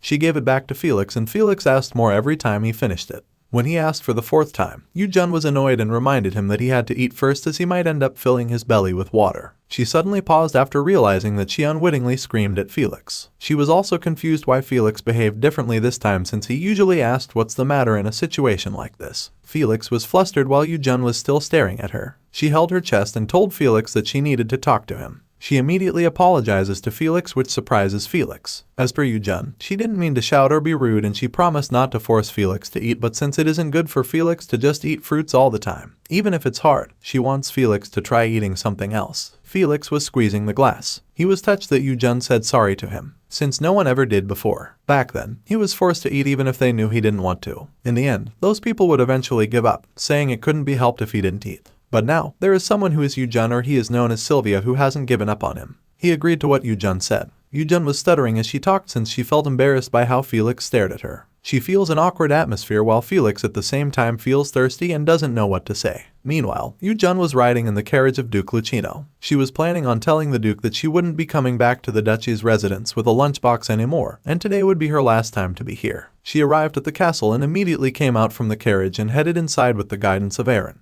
On this day, the way isn't familiar to her since it isn't the way to the lounge area. She then told Aaron, and Aaron then asked her what's the matter. We're going a different way than usual. Where are we going? She asked, and Aaron casually replied that the Duke wanted to eat somewhere else today, so he prepared a different place for him. They had arrived and it was on a different terrace. Lucino was patiently waiting for YooJung. He then turned around the moment he heard someone coming. He smiled upon seeing the lady, and seeing his handsome face made YooJung blush a little. She then prepared the lunchbox she prepared. She prepared kimbap, a dish made of rice instead of wheat. She informed Lucino that she added carrots, cucumbers, burdock, and pickled cabbage for the vegetables, as well as pineapple and beef soaked in galvos oil. She also had a sambap made with steamed pumpkin leaves and cabbage stuffed with the same ingredients used for the egg kimbap. Not just that, there are also apples, pears, and persimmons as the fruits. The meals you make are really refreshing. How can you make such dishes? And what about the freshness of the fruits and vegetables as well? Especially, the sweetness of your fruits do not match what the Empire has to offer, Lucino said. YooJung was just silent and she doesn't know how to tell the Duke that she's quitting. Lucino gets some fruit while talking, and YooJung was thinking if she should tell the Duke right now or right after he eats. The Duke suddenly said that he had prepared something special for YooJung. YooJung was puzzled as she didn't want to receive any from the Duke again, since all she wanted to do is to stop coming all the way here just to serve Lucino every day. As per Lucino, he got a personal kitchen for YooJung and he was confident that YooJung would like it. YooJung was shocked while Lucino explained to her that the kitchen had big tables, shelves, drawers, and a fireplace that was made of luxurious hardwood. He also added that YooJung can smell roses from the window and the connected terrace if she gets tired while cooking. YooJung asked him to stop uttering words, and she got annoyed when Aaron spoke, saying that the space of the kitchen is the Duke's personally ordered for her sake. I hope it's to your liking, Lucino said. He wasn't aware that YooJung didn't like it at all, and it was too much for her without asking permission from her. She wanted to say no, but she cannot say it. She bowed down to Lucino and gave thanks to his kindness. Lucino then laughed in happiness as he thought YooJung liked it.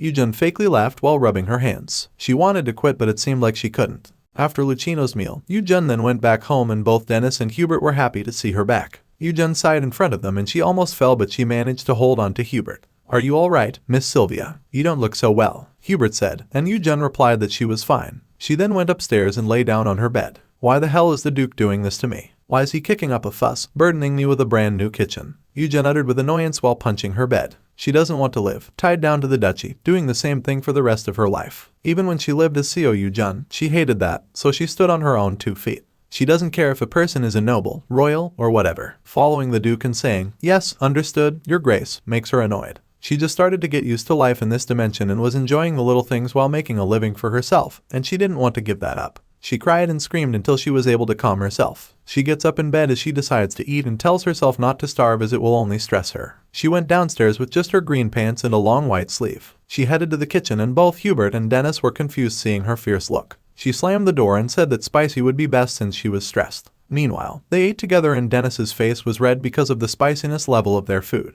He was asking for water, begging Hubert to spray water on his mouth. Hubert used his water element and then sprayed water to Dennis. YooJung on the other hand was enjoying the meal and she even felt a little bit better after eating spicy food. She finished everything on her plate. After eating, Hubert then cleaned the table. YooJung then gave them the dessert, which was an ice cream. Dennis and Hubert were excited upon seeing it. As expected, it's their first time seeing this kind of food, so YooJung informed them that it's called ice cream that is made of milk. She then started eating it while Felix was looking at it. Felix wanted to try the ice cream so badly, but he stopped himself. He could not even take his eyes away from it as he was curious how it tasted. He comes to the point that he cannot hold himself anymore and tells YooJung that he wants at least one bite. YooJung paused upon hearing him. She wasn't sure if she heard it right, so she told Felix to repeat what he said. At this moment, Felix was thinking that it might be safe to eat what YooJung was eating. He told himself it was going to be okay as he really wanted to try the ice cream. Everything YooJung has cooked so far for his men has been safe, and the fairies have told him many times that it's safe to eat YooJung's meal. Everyone was full of praise, saying how good YooJung's food tasted. And he was the only one who hadn't tried it yet. Above all, YooJung is the only one who treats him sincerely, so he wants to trust her once. "Give me a bite," he said, and YooJung was surprised that Felix now showed an interest in food. She scooped one spoon and asked Felix to open his mouth. Felix followed what she said, and YooJung then entered the spoon that had ice cream inside Felix's mouth. Felix was impressed with its taste. "It refreshes her after tasting it." YooJung was smiling at him and asked him how the ice cream tasted. "Here, have another bite," she said, and let Felix eat more. Both men were watching them, and they were all shocked to see the sweetness between the two. They were eating their ice cream, and they also could not believe seeing Felix eat what they also ate. When the night came, YooJung was in the garden, leaning on the tree, and was expressing her happiness that Felix finally ate the food she prepared despite that it was only the dessert. She was also thinking about the proposal of Duke Lucino to her. As long as she stays here, she believes Lucino will seek her out every morning. At this moment, Urin suddenly came and landed on her hand. Urin asked what she was thinking, but YooJung didn't answer directly. Urin then informed her that the others would leave again tomorrow, and she asked YooJung a favor to make another ice cream since the other fairies wanted it. YooJung didn't answer yes or no, as she was shocked to hear that the men and the other fairies would leave again tomorrow. She was sad since she was just beginning to see progress in Felix overcoming his trauma. She then remembered something. She recalls that her main goal in the first place is to change the original future written in the novel. On top of that, she promised Urin to help Felix. She just wanted to help Felix herself as well. In that case, she realizes that she shouldn't be just waiting around to meet the Kraven mercenaries when they come to visit like this. She just wants to follow them then and get out of here. "I should have done this in the first place. Why was I agonizing over this?" she asked. "I don't know what it is, but since you're happy, Sylvia, I'm happy too." Urin responded. YooJung then grabbed Urin and told her that they both must leave too. Urin was confused, and YooJung then reminded her that she had promised to help Felix. Urin was still puzzled, not until she heard YooJung say that they must go together with Felix and help him. Urin was so happy. She was a little bit emotional while giving thanks to YooJung. She also kisses YooJung as an appreciation for YooJung's kindness to them. YooJung then entered her house and went directly to Felix and told him that there was something she wanted to ask. Felix then looks at her as a sign of his approval to let YooJung speak. YooJung then asked him if she could come with them, but Felix was confused. "Miss Sylvia, where do you mean to go with us?" Hubert asked. "I want to join you, to help subjugate the demonic beast. I'd like to go with you and cook all sorts of tasty and nutritious foods." "Take me with you," YooJung stated. Hubert smiled and asked the opinion of Felix since their captain was Felix. Unfortunately, Felix won't allow her to come. "It's too dangerous. Perhaps, if you were a wizard with some offensive capabilities, it'd be a different story," Hubert said. Sylvia feels that Hubert belittled her capability, but then Hubert said that he's not doubting YooJung's magical abilities, but it is common sense. For a support-type wizard, to join a free company and go beyond the castle walls is very dangerous. YooJung asked why, and Felix replied, "You're not asking because you don't know why, are you?" Hubert then left them both as he needed to clean the plates. YooJung at the same time didn't think that Felix would say no, as she was expecting that Felix wanted her to come. She was annoyed and forced to use her secret weapon. She summoned a banana tree beside her and then grabbed one, then peeled it. She handed it to Felix while she tried to act cute. While acting cute to Felix, she's telling her that she really wants to go and that she will do her best. She was waving the banana fruit in front of Felix, and YooJung was expecting Felix to allow her this time. Since Felix still didn't give an answer, she danced in front of him while asking him to let her go with them. "I'm not going to stop until you say yes. What do you think?" YooJung stated. She was begging Felix to allow her, and she was dancing on her shoulder. She told Felix to look at her shoulder as it was dislocated. Felix believed it and immediately stood, then stopped her from dancing. They were staring at each other's eyes. Felix checked YooJung's shoulder and said that it didn't look like it was dislocated. YooJung's face blushed as it made her heart flutter. She also feels embarrassed knowing that Felix really believes that she dislocated her shoulder, even though it was supposed to be a joke.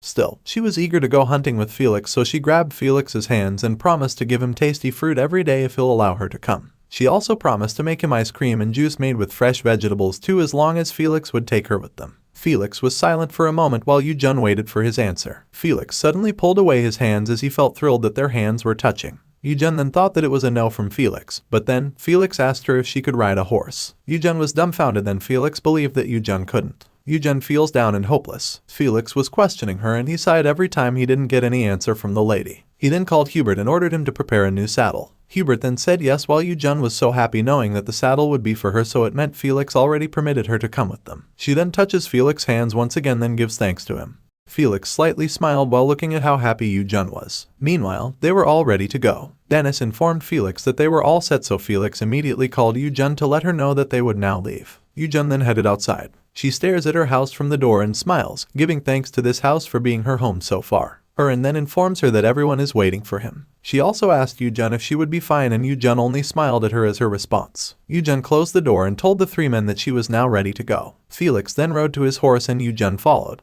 YooJung was in front of Felix and she felt uncomfortable with the swaddle, especially since Felix was very close to her. She feels that their bodies and breaths touch each other. She feels a little bit awkward and she doesn't know what to do. Felix at the same time feels the hair of YooJung swaying right under his nose. He also smelled the fragrance of the lady. He looked away but he could not deny that YooJung smells good. They all then headed their way and YooJung's heart continuously pounded, which she cannot explain as to why. They entered the forest. YooJung was looking around and was impressed seeing that the forest really does look like it's straight from the Middle Ages or some fantasy story. One thing that also makes her confused is that she feels progressively hotter and hotter. She thought it'd be cooler as they ventured further into the forest, but for some reason, she felt stuffy. Felix suddenly asked her if she was fine. "What do you mean?" YooJung asked with a stuttering voice. As per Felix, he feels that YooJung seemed uncomfortable for a while now. YooJung tried to make it obvious but it turned out that Felix noticed. She then answered that she was okay with how they were. Felix then told her to hang on for a moment as they were almost at their destination. YooJung was thrilled as she felt that Felix was being more considerate than she thought. After a few minutes, they all stopped by and Felix told them that they'd rest in this place for tonight. He then got off from his horse and guided YooJung to go down. YooJung doesn't notice that he's waiting. She was thinking of what she would do to get off safely since it was higher than she imagined. She's also scared to get down by herself but she saw Felix extend his hand to her. Felix told her to hold his hand for her to get down. YooJung then followed what he said and safely got off the horse. She looked at Felix but she felt shy so she immediately turned around and gave thanks to him. She glanced back at Felix as she felt that her heart fluttered but the feelings left in a flash. And also, it seems like Felix acts like a stranger even if they're close. Meanwhile, YooJung finished preparing the ingredients for their meal. She was about to call someone to help her but as she turned around, Felix was behind him. She screamed in fear since she was startled. "You scared me," she said and turned around once again. Felix then asked if she was preparing the food and she answered yes. She handed the pot of soup to Felix and at the same time, Dennis was looking at them. He was surprised to see Felix together with YooJung and followed YooJung's order. Felix asked YooJung where he would put it and YooJung told him to hold it for a few seconds. She then walked while Felix was following her. She used her plant magic to prepare some wood and made a ring out of vines then hung the pot. Everything was perfect as it came out better than she thought. She then called Dennis, asking him to light up a fire. Since only Felix knows that she can use various elemental magic, she refrains from using other elements for now. Dennis then lights a fire to the soup and YooJung then cooks the skewers. She also prepared the table and chairs, and both Dennis and Hubert were shocked knowing that YooJung brought all of these. YooJung then told them that she put some elbow grease in packing these things. She invited them to sit and she would join them after finishing the skewers. Felix went to her and asked what sort of dish she was preparing. YooJung then informed her that the dishes she prepares are called skewers. She proudly told Felix that it was very delicious and tasty. She bit one and swallowed it while Felix was just looking at her. He definitely didn't even want to look at meat, but the skewers YooJung was cooking looked very delicious to him. For YooJung, chicken skewers are the best. While eating it, she feels like she can leave now that she has eaten something. Writing was a lot harder than she thought it would be. She was completely exhausted. Felix, on the other hand, feels hungry while looking at YooJung eating. He thought that the meat YooJung was eating looked so delicious. After eating chicken skewers, YooJung then picked one beef skewer and tasted it. She suddenly paused and was surprised as she heard Felix telling her that he wanted two. "Me too, give me that too," Felix said while pointing his finger to the skewer YooJung was holding. YooJung was very happy as she confirmed that Felix is now really showing an interest in the food. YooJung then checked the skewers, checking a cooked and warm skewer but then Felix said he didn't want it. YooJung was confused so Felix told her that he wanted the one she was eating. YooJung was still confused. She rattled as she thought that Felix was referring to the fruits. She then used her magic to summon fruits but Felix told her he didn't want the fruit. He pointed to the skewer YooJung was holding and said that this was what he wanted. "The one you're eating. Give me that meat," he said. "The one I was eating." "Why?" YooJung asked. Felix then honestly answered that he thought it would be no issue if he ate the one YooJung was eating. YooJung then realizes that Felix would be comfortable to eat as long as there is a sign that it's safe. She looked at the skewers she was holding and handed it to Felix while telling him to open his mouth. They were both staring at each other's eyes. Felix trusted YooJung very much so he took a bite which was only meat and YooJung felt disgusted since she believed it would be dry if one would only swallow meat. She then decided to pull the meat and veggies from the stick then told Felix to open his mouth again. Felix widely opened his mouth after finishing the meat he was eating.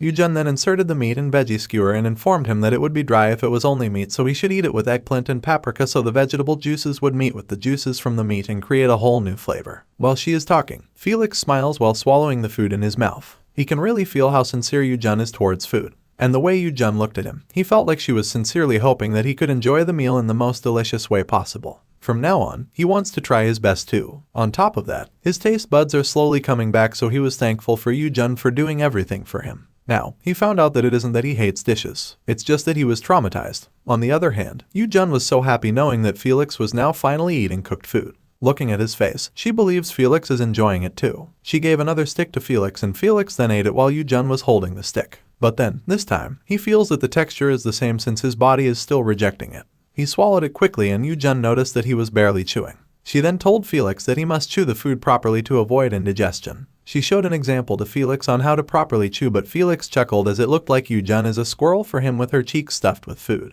He couldn't hold it and laughed so loud while YooJung was clueless as to why. But what's important for her is to finally see Felix laugh so loud like this. She then told Felix to stop laughing and eat more. The fairies were all shocked to see Felix eat cooked food. They were so happy and emotional since it had been a long time since the last time Felix ate cooked food. These fairies were born for Felix's happiness, so that is why they can tell that Felix is very happy right now, and that's why they were very thankful to YooJung. Hubert and Dennis then invited them to sit so they could eat properly. YooJung then answered yes and joked around that one order of skewers was coming right up. The next day, they all rode their horses and as usual, YooJung was together with Felix. Although it has been a few days since she has ridden a horse, she still wouldn't be able to get used to it. That's why she believes that the phrase "you suffer outside the comfort of your home" really exists. Truthfully, she hadn't really thought about the hardship of free companies, but she wondered how hard it must have been for these men with her. On top of that, they hadn't even encountered any demonic beast yet. Even so, she couldn't believe it was this arduous just getting into the forest. Now that she thinks about it, she concludes that the other mercenary customers must have been surprised by her sudden disappearance. She regrets not telling them that she would leave. She believes that trust is the key to a successful business, but like an idiot, she can say that she let her anger get to her and was complacent.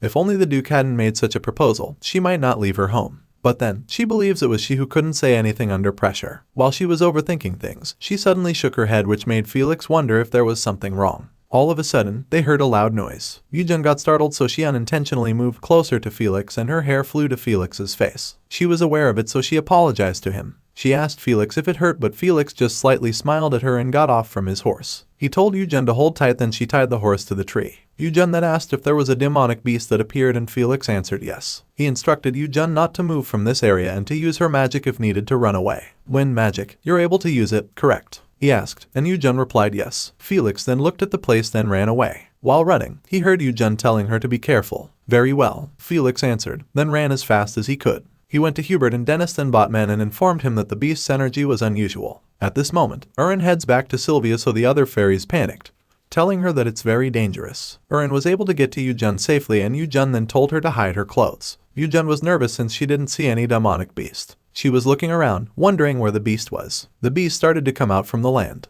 It was a gigantic demonic beast and it was in front of the men ready to attack them at any moment. YooJung also witnessed it despite the fact that she was a little bit far from the three men. She was staring at the beast, thinking about what kind of beast it was. The three men started attacking it. Dennis and Felix charged at the beast while Hubert activated his water element and stopped the beast's arms from moving. Hubert then cut its arms using his water magic and its dark blood splattered. YooJung saw it with her 2 eyes. She almost vomited as it was so disgusting for her just by looking at it. She felt sick and she looked away as she could not look at it again since she was also scared. Felix at the same time runs at the back of the centipede. He was holding his sword and then slashed the centipede's head with it. The dark blood of the centipede coming from its head then splattered and Felix got also tinted. The centipede died and Sylvia is the only one Felix was thinking. He senses something, so he immediately runs to YooJung, worrying that something might have happened to the lady. When he got to YooJung, he still saw YooJung above the horse. YooJung was crying while she uttered Felix's name. Felix was sad to see her cry and he didn't know why. "Felix, is everyone alright?" YooJung asked. And Felix then replied that they were not the people who would be bested by a demonic beast of that level. With his answer, YooJung realizes that the disgusting centipede is only a low rank. One thing that Felix also noticed is YooJung's face, which becomes gray. He was worried and asked her if there was something wrong. YooJung extended her arms, which confused Felix. She then told Felix to put her down and Felix immediately held her hands and guided her to get off the horse. The moment YooJung lands on the ground, she immediately vomits. Her body was shaking and Felix on the other hand was dumbfounded.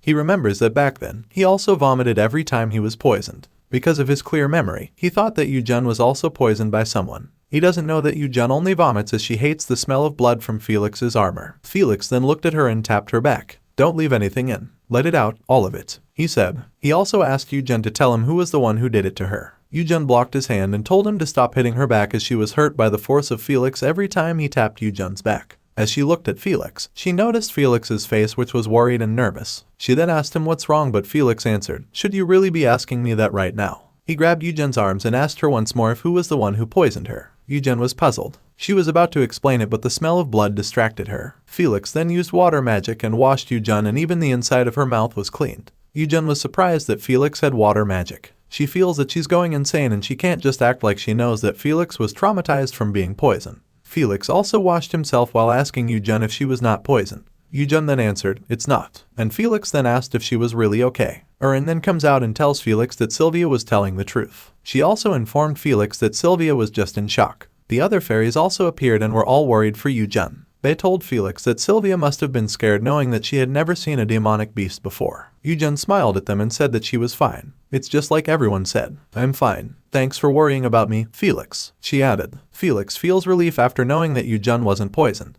"It's not a big deal. Let's go," he said. They then continued to travel and arrived at the other area. They stopped by since Felix told them that they would set up a camp here and spend their night. He then glanced back at YooJung, offering his hands to guide YooJung get off again. Doing this to her seems like he's a real prince. Since YooJung was embarrassed that Felix always helped her, she was thinking of learning how to get off on her own. To her surprise, Felix didn't put her down. She wondered why Felix did not let her walk on her own. She was about to say something, but Felix put her down on the tree. She was leaning on the tree while Felix kneeled down in front of her. "There will be even worse demonic beasts in the future. Tell me anytime, even now, if you want to go back. I'll take you home," Felix said. YooJung was speechless. She realizes that Felix was right. She had lived forgetting the nature of this world she now live in. She lived comfortably within the castle walls. This world is a fictional world, a dangerous world where demonic beasts exist. As the number of the demonic beasts gradually increases, in time they will invade the castle. Cottisham City will eventually disappear from the map. On top of that, if things continue according to the novel, then Felix, the main character, will go through more trials in the future. YooJung concludes that she won't be able to avoid them if she's to be by Felix's side.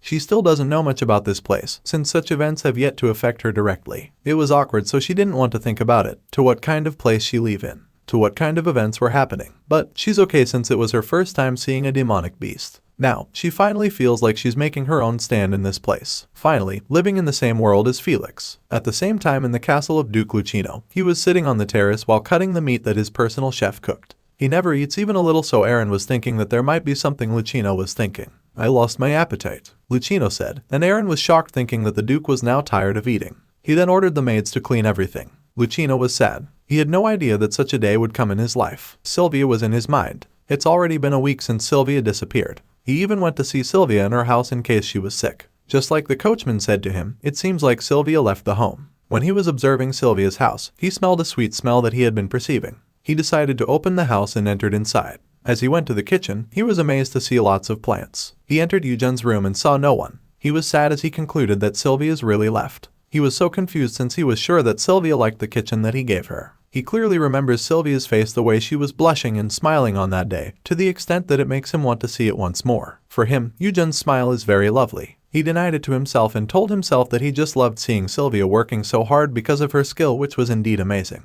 In addition, he cannot forget that Sylvia always brings food that he has never seen before. He was thankful to Sylvia for making his days full of surprises and fun. Even the chef of the Duke's family spent days and days debating on preparing a single dish, but Sylvia pulled it off every day. That's why he wanted her to be beside him all the time, since it was full of mysteries and fun beside her. He even did her a favor with the hope that she could cook comfortably in his family. But now, it makes him upset wondering why Sylvia went away the moment he introduced the kitchen to her. He wondered if he didn't have any choice but to accept that Sylvia really ran away from him and declined his offer. He cannot think of a reason why. He cannot figure out why Sylvia declined his offer. He got out of YooJung's home and commanded Erin to pick all the fresh fruits from Sylvia's house and bring them back to the castle, and also find someone who can take good care of Sylvia's house. Erin didn't reply while Lucino entered the carriage. Now that he can't eat the food that Sylvia makes even for a day makes him feel uneasy and restless. But since he hadn't eaten for a week, he was thinking of searching for Sylvia no matter what. Going back to the forest, YooJung was done preparing their food and gave it to the men. Upon eating it, Dennis then commented that it was very delicious. YooJung then smiled and informed him that this food is called red bean bingsu. It's cool and slowly melting, and sweet too. I've never eaten anything like this since I was born, Dennis added. He also asked YooJung how she made something like this so delicious that even his mother wouldn't be able to follow YooJung's cooking skills. After seeing it, they flinched and felt so down. Everyone is saddened by the thought of their family, given that they won't be able to return to their hometown. Obviously, it was an unavoidable choice for the sake of Felix, and as expected, they would really miss their own family. Seeing them sad makes YooJung also feel pity for them. To forget the sadness, YooJung showed them her own made alcohol and even prepared side dishes to go along. Felix helped her, so she gave thanks to Felix. She then puts each cup and gives it to them while explaining that this alcohol she made doesn't have a high level of toxicity and would only help them sleep well. She glanced at Felix and asked if he also wanted to drink. Felix accepted the cup and smelled it first. He then commented that the alcohol seemed good. YooJung then told her to try it with some side dishes. Felix looked at the side dishes YooJung handed to him while thinking that YooJung's attitude cared about what he ate. He also feels that YooJung is different from before. He remembered that the lady was cold to him at first, but now it seemed like she looked at him with an affectionate gaze. He was not drinking the cup of alcohol he was holding, and YooJung wondered why. She then realizes something. She grabbed the cup Felix was holding and drank a little bit of the alcohol to show Felix that it was clean. She then gave it back to Felix and told him that he could now drink it. Felix was speechless, so YooJung thought that Felix didn't like it. Felix then accepted the cup while recalling that YooJung helped him verify that he could drink the alcohol with ease of mind. He was just thinking for a moment, but it seemed like he was hesitating to her. He wondered why YooJung treated his actions so naturally with no suspicion or rejection, as if it's obvious. He then concludes that the reason why YooJung rejected the food is because she already knows all of his secrets, and that Erin might have told her. He didn't want to think about it, but he was afraid that YooJung may only feel pity for him, and that might be the reason why YooJung looked at him with a gaze. YooJung suddenly stood and glanced at Felix. She moved her face closer to Felix and whispered to him, "I'll come after checking on the kids." Because of it, Felix suddenly thinks he is becoming more and more crazy to YooJung. When the night came, Yoo was about to go back to their camp. She went to the ferries earlier and realized now that it was already later than she thought. She concludes that the men must have done drinking and cleaning at this moment. As she headed back, she bumped into Felix. She was startled at first but realized that it was only Felix. Felix moved closer to her, and YooJung clearly saw that Felix's body is now reddish. She panicked, thinking that it might be because of some allergies, but then she was sure that she only put good ingredients in the alcohol and the side dishes. "What's wrong with your skin?" she asked. But Felix didn't reply and only got so close to her face. "Where have you been?" Felix whispers to YooJung's ear, then stares back at YooJung. Felix touched YooJung's shoulders and leaned on her. YooJung was thinking about what happened to Felix. She pushed Felix's body and asked him if he was drunk. Felix didn't give a clear answer. YooJung pushed his body again as she wanted to avoid him so the others would not be misunderstood if they saw them so close. She looked at their camp and saw Hubert and Dennis unconscious because they had drunk all the alcohol. YooJung was shocked since she didn't expect the three to drink all of it in a short span of time. She looked back to Felix and asked how much he drank. Felix didn't answer as he was puzzled. YooJung cannot believe that Felix, someone who usually eats whatever someone else has tried first, is this drunk. She then concludes that Felix unknowingly kept drinking because he was drunk. "The cup you give me," Felix uttered. YooJung believes that Felix is referring to the one glass of alcohol she gave to him. Felix becomes more red and then asks the same question to YooJung about where she went. YooJung then replied that she went to see the fairies. She then believes that Felix is very weak to liquor. She told Felix to go inside the tent and just sleep so he could rest. Their foreheads are touching, so YooJung slowly pushes Felix, but Felix suddenly grabs his hand and asks him if she likes the moon. YooJung was confused. "The moon? I asked if you like the moon," Felix said. But YooJung wondered why Felix was suddenly talking about the moon out of the blue. "Of course. Is there anyone who hates the moon?" she answered. Felix then let go of YooJung's hands and held her waist. He suddenly flew while carrying YooJung, and YooJung was startled while looking at the ground. They flew, heading to the tree, and landed at the branch above. "Hey, look, it's the moon," Felix said while pointing his finger to the sky. YooJung then looked at it, and they both stared together at the moon that was too big to their sight. YooJung was so happy seeing the moon, and Felix suddenly let YooJung know that his mother's name is Luna. He said that his mother's name was the name that his grandfather gave her because she was beautiful like the moon. Whenever his mother looked at him, he always felt like he owned the world. YooJung was very sad upon hearing it, knowing that Felix missed her mother so much. Felix added that he could feel his mother's affection with his whole body, like the soft moonlight, like the moon that is soft but shines radiantly. He cannot forget that the one who loved him dearly is his mother. He glanced back to the moon and to YooJung that is now speechless because of the pity she felt for Felix. "Why did you do that?" Felix asked, but YooJung didn't understand his question. Felix suddenly touched YooJung's chin, and YooJung then looked at his face. "You aren't my mother, but why? How come do you look at me with those eyes?" he said. He let go of YooJung and ordered her to answer his confusion. He walked closer to YooJung's body, but YooJung looked away. "Why do you look at me with such affectionate eyes?" Felix asked once again. He touched YooJung's chin for the second time and told her to tell him why. "I did," YooJung asked, and Felix replied yes. Seems like YooJung didn't agree with Felix. Felix then asked her if he was wrong. YooJung was silent for a few seconds, then answered that it was because they were friends. Then, "Are you my girlfriend?" Felix asked, which made YooJung startled and her face blushed while Felix's hand was on her cheek.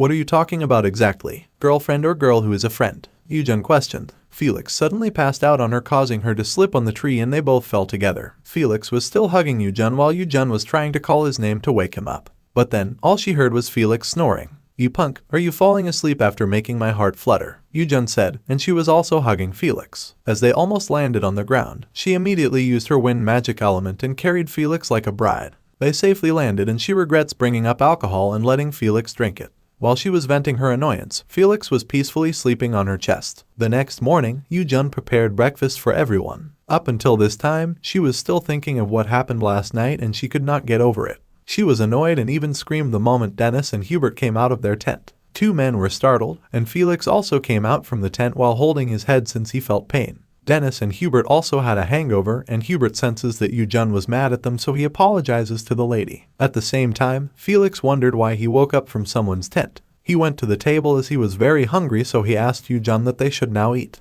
YooJung was evilly smiling and suddenly stood while slamming the table. "Sure, my dear boyfriend," she answered. She looked at Felix and told him to dig in since she already prepared everything. "Boyfriend? What's that about?" Felix answered in confusion. YooJung already sat down and crossed her arms. She was still mad at Felix and she didn't give an answer. Felix wondered what happened to YooJung, but then he didn't force the lady to answer his question. He stares at the soup YooJung's prepared for him. He gets more hungry and immediately sits down despite being nervous because of YooJung's silence. YooJung glared at him and then suddenly smiled widely while handing over a cup of hangover-cured drink to Felix. She told Felix to drink it all before eating, and Felix then accepted it while giving thanks to her. He then drank it, but then he was so disappointed with the taste. YooJung smiles upon seeing his reaction, and for her, the taste serves him right. Meanwhile, they continued to explore the forest, but it was only the two of them and the fairies. While traveling, the fairies were talking. Hurin was thrilled as she never thought that Felix would bring up Queen Luna, his mother, to YooJung. The pink fairy then said that it was the first time Felix mentioned his mother after Queen Luna's death. Hurin was so proud of YooJung and boasted that YooJung was very incredible since Felix shared about his mother to her. At this time, YooJung was tired since she couldn't sleep deeply last night because of what happened to them with Felix. Felix looked at her, and since her head was extremely headbanging, Felix couldn't focus at all on the road. And it would be better for him to let YooJung lean on him. He slowly grabbed YooJung's shoulder and leaned her on his chest. YooJung was sleeping deeply while Felix felt thrilled just by looking at her face. He continued to travel, but he arrived at an unfamiliar place. He was looking around, wondering where they were. Also, he can hear a faint sound nearby. He tried to follow the noise, believing that it wasn't coming from running water, knowing that there are no bodies of water in this forest. She slowed down his horse as he concluded that it might be another demonic beast. YooJung was still sleeping soundly, but she woke up when she felt the horse stop. She stretched her body while yawning loudly. She turned her head around while asking Felix where they were. Felix then told her that he didn't know either. YooJung wiped her eyes and she screamed when she suddenly got out of balance. Felix then told her to be careful, and she then looked at Felix and apologized to him. Felix then pushed her body on him and told her to just lean on his body. YooJung's face blushed because of what Felix did, but then she refused. She was cut off when Felix told her to hold on. Felix then ordered his horse to move, and the horse then ran fast. After a few minutes, the horses stop as they have arrived at a lake. In this lake, there are animals drinking the water. YooJung was speechless since she was amazed by the surroundings. All of a sudden, there was someone who entered the bush without them seeing it clearly. "Who are you?" Felix asked, and at the same time, his horse neighed and lifted up. Felix immediately grabbed his sword, but then they heard someone crying. YooJung was very curious, so she told Felix to stop as he might have scared the person in the bush. She then gets off the horse by using magic, and Felix warns her, knowing that it's very dangerous for her to just check it by herself. Still, YooJung didn't listen and straightly entered the bush. As she entered, she was surprised to see a kid. The kid was sad while looking at YooJung. Felix then appeared since he really didn't want to let YooJung alone. YooJung then informed him about the kid, and Felix then told the kid that it is dangerous for a kid like him outside the castle. The kid cried so loud and screamed that he was so scared. He was calling his mom while crying, and both YooJung and Felix panicked seeing the kid cry. YooJung then grabbed the kid and asked him if they scared him. The kid continuously cried, and YooJung hugged him tight and asked him to calm down. "No more crying. Yeah, you're doing great," she said. She looked at the kid's face, who was now crying in silence. But then, the kid cried so loud again. YooJung tapped his back and asked him not to cry. She summoned a strawberry and put one in the kid's mouth. The kid finally stopped crying, and he was surprised with the taste of the strawberry. "How is it?" "It's good, right?" YooJung asked, and she told the kid that there was still a lot which was on their side. The kid was drooling upon seeing lots of strawberries. The kid picked more of it while YooJung started to ask him questions. The first thing she wanted to know was if the kid knew where his mother was. But then, the kid replied that he didn't know. YooJung then called Felix and asked him that they should find the kid's mother since she believed that the mother should be nearby. Felix was staring at YooJung and admitted it himself that YooJung was very lovely. He didn't give an answer as he was speechless just by looking at YooJung's face. YooJung called him numerous times but he still isn't responding. YooJung was wondering why Felix didn't give an answer, and at the same time, the green fairy said that there was no demonic energy in this area. The red fairy then shared with them that she felt a familiar energy from this place. The pink fairy agreed and added that she could feel the energy of Eternum. Felix gets back to his senses and realizes that he also senses the black dragon's energy in this place. He wondered why, so he came out from the bush and headed to the lake since he was confused as to why he heard the sound of running water even though there was only a lake here. As he stared at the lake, he saw his own reflection. The water was shaking but he was still clueless. He then asked Clover, the green fairy, to check where the water down the lake was flowing to. Clover then proudly told him to leave it to her and the red fairy also joined Clover's mission. At this time, YooJung went to him and asked what was wrong. She was still carrying the kid and let him down so he could comfortably move. YooJung then looked at the water while asking Felix the same question. Felix was just looking at her face without responding. Then, YooJung suddenly noticed something. She got something in the water and lifted up her hands then suddenly screamed, "Jackpot!" Felix was startled and wondered what happened to the lady. It turned out that YooJung only found a white whelks. She was jumping with happiness while Felix didn't understand why she was very happy. YooJung gets more whelks and she was very happy while saying that this is the first time she has seen seafood in this world. Felix then asks her what whelks is and he feels gross while asking YooJung if she is thinking of eating it. You have no idea how good these taste. You wouldn't even notice if someone died next to you because you're so amazed by the taste. YooJung replied. At this moment, the two fairies came back and reported to Felix that there was a cave beneath the lake. Clover also said that she believes that the sound of running water came from the cave that is below the lake. After reporting to Felix, these two fairies stared at the kid who was still eating strawberries. Surprisingly, the boy also looked at them back so Clover concluded that he might see them. The fairies then flew above the boy and the boy was still staring at them. Because of it, Clover was very sure that this boy could really see them. The red fairy agreed to Clover while the other fairies also wanted to check it themselves. They all believed that the boy must have a pure heart which is the reason why he can see them. While they were flying to the kid, YooJung was looking at their cuteness. She suddenly pinched the kid's cheek and told him not to tell other adults about the cute fairies. The kid then looked at her and nodded. YooJung then asked him if he still remembered his address since she was worried that they might not be able to find his mother. Fortunately, they heard a voice calling the name Louis and said, "It's me, your dad." The three then looked in the direction where they heard the voice and they then saw an emotional lady and a man together with a few people behind them. The kid then immediately ran to them with a wide smile on his face as it turned out that he was Louis and both were his parents. Louis hugged his mother tightly while his mother uttered his name and became emotional because of her happiness in finding Louis. YooJung seemed to feel sadness. She glanced at Felix and called his name. "Didn't you say that people aren't allowed to live outside the castle walls?" YooJung whispered. Because of what she did, Felix's ear, neck, and cheek blushed. He ignored this feeling he felt and answered yes to YooJung's question. He then informs YooJung that he cannot feel the presence of any demonic beast in this area and there is even no pungent smell either. YooJung was observing the lake and said that there might be something in this lake. When she was about to check, she noticed the parents of Louis staring at her while smiling. They both then gave thanks to YooJung for staying with the kid and for giving him fruit to calm him down.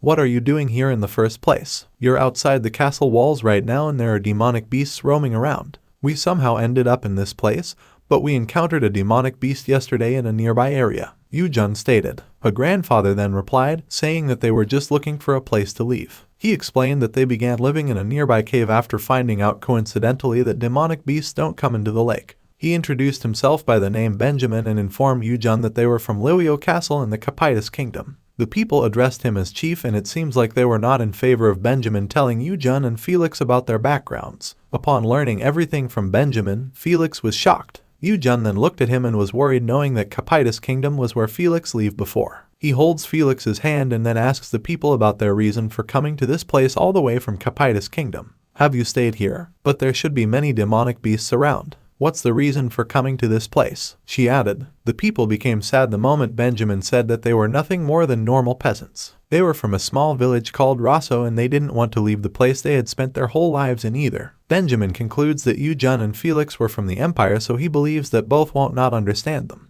He also stated that there was a certain rumor that said that the queen went mad and that the other nobles are demanding incredibly high taxes from the civilians. YooJung was shocked upon knowing it. According to Benjamin, their village was a small and peaceful place. However, after a new lord came to power, they had to work all day long. They harvested wheat again and again, but they somehow got into debt and the amount kept increasing. The worst thing is that his daughter was taken away because of that debt. Not only his daughter but also young men and women from their villages. At this point, Felix and YooJung held tight at each other's hands. Benjamin and the other man continued to explain that they had protested against the increasing debt, but the nobles started attacking their village with magic. Although it was a difficult time, Benjamin couldn't die knowing that his son and daughter had been stolen from him. So in order to leave, they had no choice but to leave the castle. After many casualties, they arrived at this place. They were all that was left of their villages. After telling everything to YooJung and Felix, they asked them not to tell the Empire their whereabouts since this is the only place they can go and leave again peacefully. They even bowed down to Felix and YooJung just to beg them. We're just one of the many mercenary groups. We lost our way and ended up here. We didn't come to send you away, YooJung replied, and the people feel relief. While YooJung was holding Felix's hand, she could feel how cold it was. She believes that everything must have been quite shocking for Felix since his stepmother is leading his kingdom into chaos. To lighten up the mood, she smiled and asked the people where they got their food every day to survive since the only edible she could see were the whelks she got from the lake.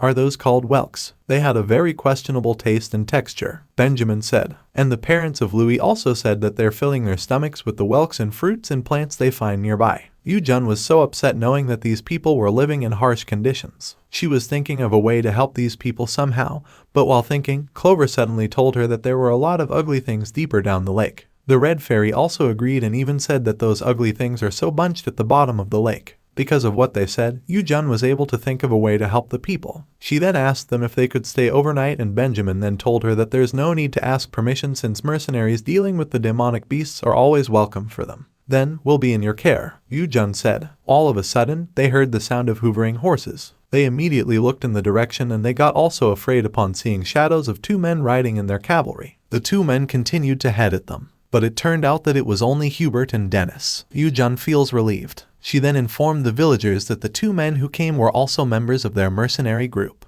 The parents of Louis were nervous, but they were also relieved upon knowing that Dennis and Hubert aren't bad people. YooJung then turned around to Felix and honestly said that she got scared for a second. However, she flinched when she saw Felix clenching his hand. She then grabbed his hand and uttered his name. She feels that Felix's hands are cold. Meanwhile, YooJung removed her cloak. She also removed her sandals since she decided to search for some useful ingredients before the sunset. She bent down her knee and said that she should get some of the white whelks the fairies mentioned. When she was about to start, she suddenly remembered Felix, wondering if he was okay. Earlier, Felix pulled away his hand when YooJung touched him. YooJung concludes that Felix was overwhelmed by a feeling of responsibility and guilt because he couldn't protect his people as the crown prince. For her, Felix is also a victim. Felix left with the men. He invited them to scout the vicinity together. They left YooJung alone. YooJung believes that Felix must be worried about the villagers. He knew that Felix had a kind heart even if he pretended not to, which is why she wanted to be of help too. Right now, she was staring at the water. She was a little bit worried since she could not hold her breath for too long underwater. She was thinking of a way to make something like an oxygen respirator with wind magic. She activates her magic power since she decided to try it. Wind magic surrounds her head until it becomes something like a bubble covering her head. She smiled in satisfaction, believing that this would be enough to keep the water out. Erin came out from her bag and asked what's the purpose of the bubble. She then replied that it would help her breathe underwater. Erin walked toward her shoulder and asked her if she was going into the water. YooJung then informed her that she wanted to get some whelks and she was also curious about the underwater cave, which is why she was going underwater. Erin then confidently said that she wanted to go with YooJung, so YooJung also put her head a bubble to let her breathe.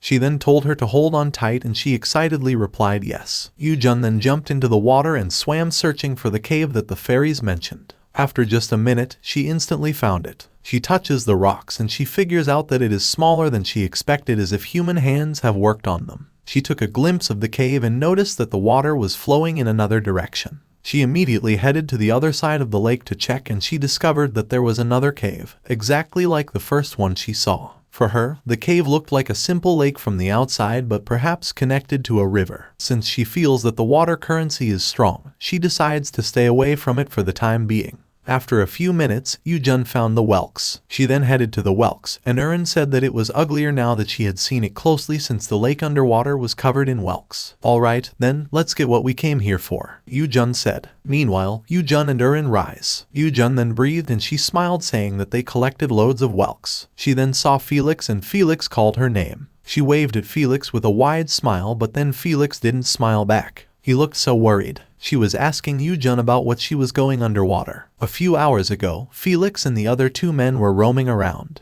They are aware that the demonic beasts come near the lake, and when Felix realizes it, he becomes worried for the sake of YooJung, knowing that she's afraid of the weakest demonic beasts. Upon realization, he immediately told both men that they should go back to YooJung quickly. They headed to their temporary house, but they never saw YooJung inside. Felix panicked. He asked Louis, but Louis didn't know either. They were shouting Sylvia, but they never heard someone responding. Felix was nervous as he was afraid that something dangerous happened to YooJung. Then, he was startled when YooJung appeared from underwater. He smiled secretly while he uttered Sylvia. He feels relief knowing that the lady is fine. But immediately after making sure she was safe, his worries turned into anger. He clenched his hands while staring at YooJung, waving at him. Everyone went out to look for you. People were worried about you, he screamed. YooJung was startled by Felix's sudden behavior. Felix started to cry and told the lady to return home if she was going to act out on her own again. He knew he wasn't angry with YooJung, but the boiling anger he felt tightened his chest and exploded out of him uncontrollably. He knew he was just exhausted. His status, his life, his country, all of this is weighing down on him. Erin uttered YooJung's name. YooJung didn't respond.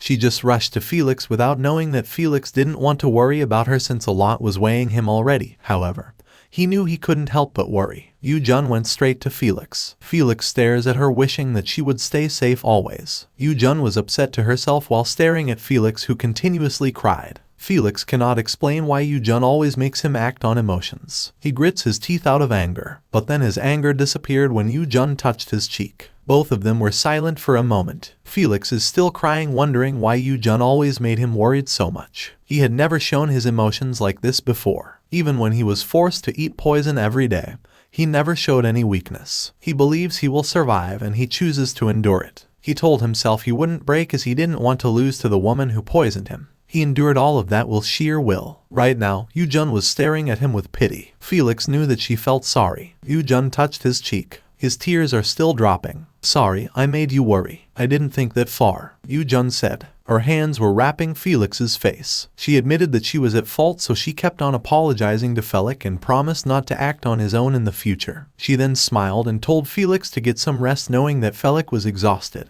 At this time, Felix feels like YooJung is referring to his past and knows about him. But still, he wants to believe her words, being angry at her, hoping that she would understand him one day. He wants to trust her and tell her about his darkest memories. He believes that what he was thinking now is possible. YooJung was covering his mouth so he couldn't say something else due to his worries. However, he put away her hands and admitted to the lady that his words earlier were too harsh. YooJung was shocked upon hearing it. But then, she got confused when Felix stopped talking. "Why are you not wearing your cloak?" Felix asked. YooJung then replied that she couldn't just swim with her cloak on. Felix was annoyed and told YooJung that she was so sloppy. He was startled when he heard the horse neigh. He was panicking, thinking that Dennick and Hubert were coming. He squeezes YooJung while asking her where was her cloak, since he don't want the other men to see her current state. YooJung then searches for her cloak in her bag. She found it instantly. However, Felix was nervous and immediately held YooJung's hand. He then used his magic power and flew. They went above the tree, and Felix then commanded YooJung to put on her cloak. YooJung was confused. She couldn't understand Felix's behavior. At the same time, Hubert and Dennis arrived, and they felt strange since they heard someone but found out that there was no one in the area. After a few minutes, both YooJung and Felix decided to stay above the tree. They sat and talked. YooJung then told Felix that he was taking her up trees too often. However, she was happy since the view from above was nice, so she decided not to scold Felix. She pointed somewhere and told Felix to look at it. Felix suddenly felt his chest pumping. He was blushing while staring at YooJung, talking about how pretty the sky was. As he stared at the lady, he replied, "Yes, it's pretty." The night came. YooJung was preparing their meal. She's done preparing stir-fried mushrooms and potatoes and just waiting for the steamed rice to be done. She also prepared whelks by just boiling it. Since all the food wasn't done yet, she was thinking of anything else she could do while waiting. A rose dropped from her pocket. She noticed it and used her magic to get it back. She then realizes that this rose was given by Louis earlier. She was staring at it and said that it doesn't look like a normal flower no matter how he see it. While observing the flower, Erin was looking at her believing that the flavor she was holding was the one from Louis. Erin suddenly flew towards it and proclaimed that she hated the flower. She also complained that the flower was ugly. YooJung was shocked by what Erin said.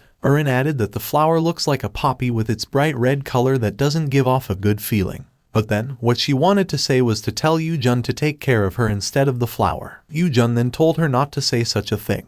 However, it annoys her and confidently says that she's much prettier than the flower. She was jumping on the flower but she suddenly tripped. A red juice came from the flower flow to YooJung's cheek. Erin gasped as she thought that YooJung would get mad. YooJung suddenly realizes something. What in the world? She screamed. Erin then apologizes to her but she acknowledges Erin for doing amazing work. Erin was confused not until YooJung explained that the rose tasted like a red pepper paste. I don't get what you're so happy about, but at least you're not mad. Erin said. YooJung licked the red juice on her cheek and wondered how a flower would taste like a red pepper paste. Something then came to her mind. She realizes that there is a meaning in the flower. At this time, Felix was cleaning his armor. YooJung suddenly ran away and Felix saw her instantly. He remembered that the direction YooJung was heading was where the cave of the people lived. However, he cannot think of a reason why YooJung is such in a hurry to go there. Because of his curiosity and care for the lady, he decided to follow her. YooJung wasn't aware that he was behind. She stood outside the cave and asked Louis to come out for a second. Louis and his parents heard YooJung. The parents were worried as they were afraid that it might be someone who would hurt them. But then, Louis was so excited as he realized that the visitor was Sylvia. He immediately rushed outside the cave. His mother was with him, and he was widely smiling after confirming that it was really Sylvia. YooJung was also happy seeing the kids' excitement. She then showed the flower to Louis and honestly asked where he got this flower. Why? Do you not like it? Louis asked. YooJung panicked knowing that he made the kids sad. She was thinking of a way how she would explain it and she ended up asking the mother of Louis if they had ended up eating the flower before. The mother then saw the red juice on YooJung's face. She flinched and asked YooJung if the flower was poisonous. She was panicking since she remembered eating the flowers once because they were hungry. Louis was also nervous but YooJung told them that they misunderstood something. However, when she was about to explain it, Felix interfered by pulling the flower from her. She turned her head around and was surprised to see Felix behind. Felix suddenly ate the flower and the three were shocked. Why did you eat that? YooJung asked. She was worried since they were still unsure that the flower wasn't a poison. Felix was chewing but he couldn't feel the burning sensation in his throat that he felt when eating poison.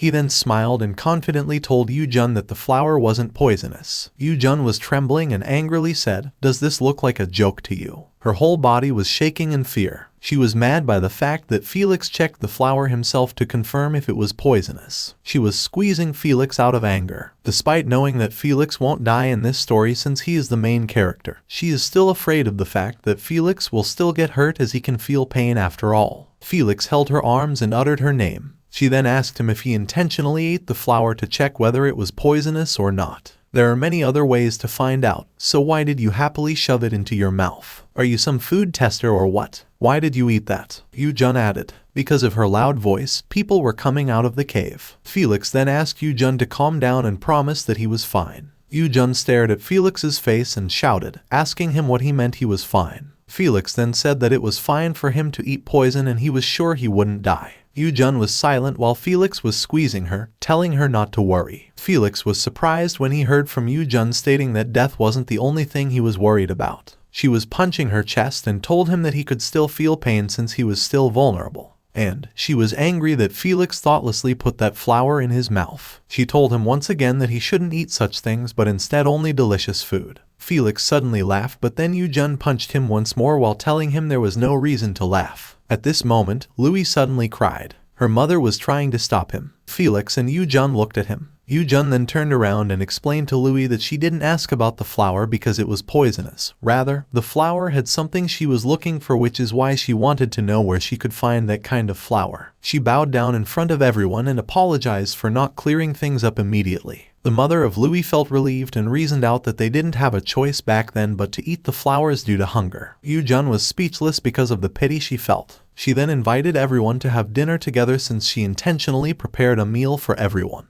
She asked them to go to their camp in a bit. The mother of Louis was grateful for the invitation. She then said they would come with a lot of flowers with them. YooJung then grabbed the hand of Felix. She was still mad and she told them that they needed to talk privately. They walked away from the cave and YooJung was continuously scolding Felix without knowing that Felix admired her cuteness. Meanwhile, all the food was ready. Everyone then came and YooJung then told them to sit down. They started eating, and knowing that everyone didn't know how to eat the whelks, she instructed them to stab it with the wooden skewer she prepared and twist it out. She easily took it out and everyone was impressed and speechless. YooJung then went straight to the mother of Louis and asked the lady if she brought the flowers. The lady then handed a bag of flowers to YooJung and YooJung then gave thanks to her. YooJung then grabbed one of the flowers and squeezed its juice. She then told everyone to dip the white whelks in the sauce from the rose and pop it in their mouth. She also encourages them to try the soup with rice. There was also bread which they could enjoy with a strawberry or apple jam, plus a potato and pumpkin salad and her stir-fried vegetables and grilled beef. Please don't hold back and eat to your heart's content, alright, she said. Everyone then gave thanks to her and started eating.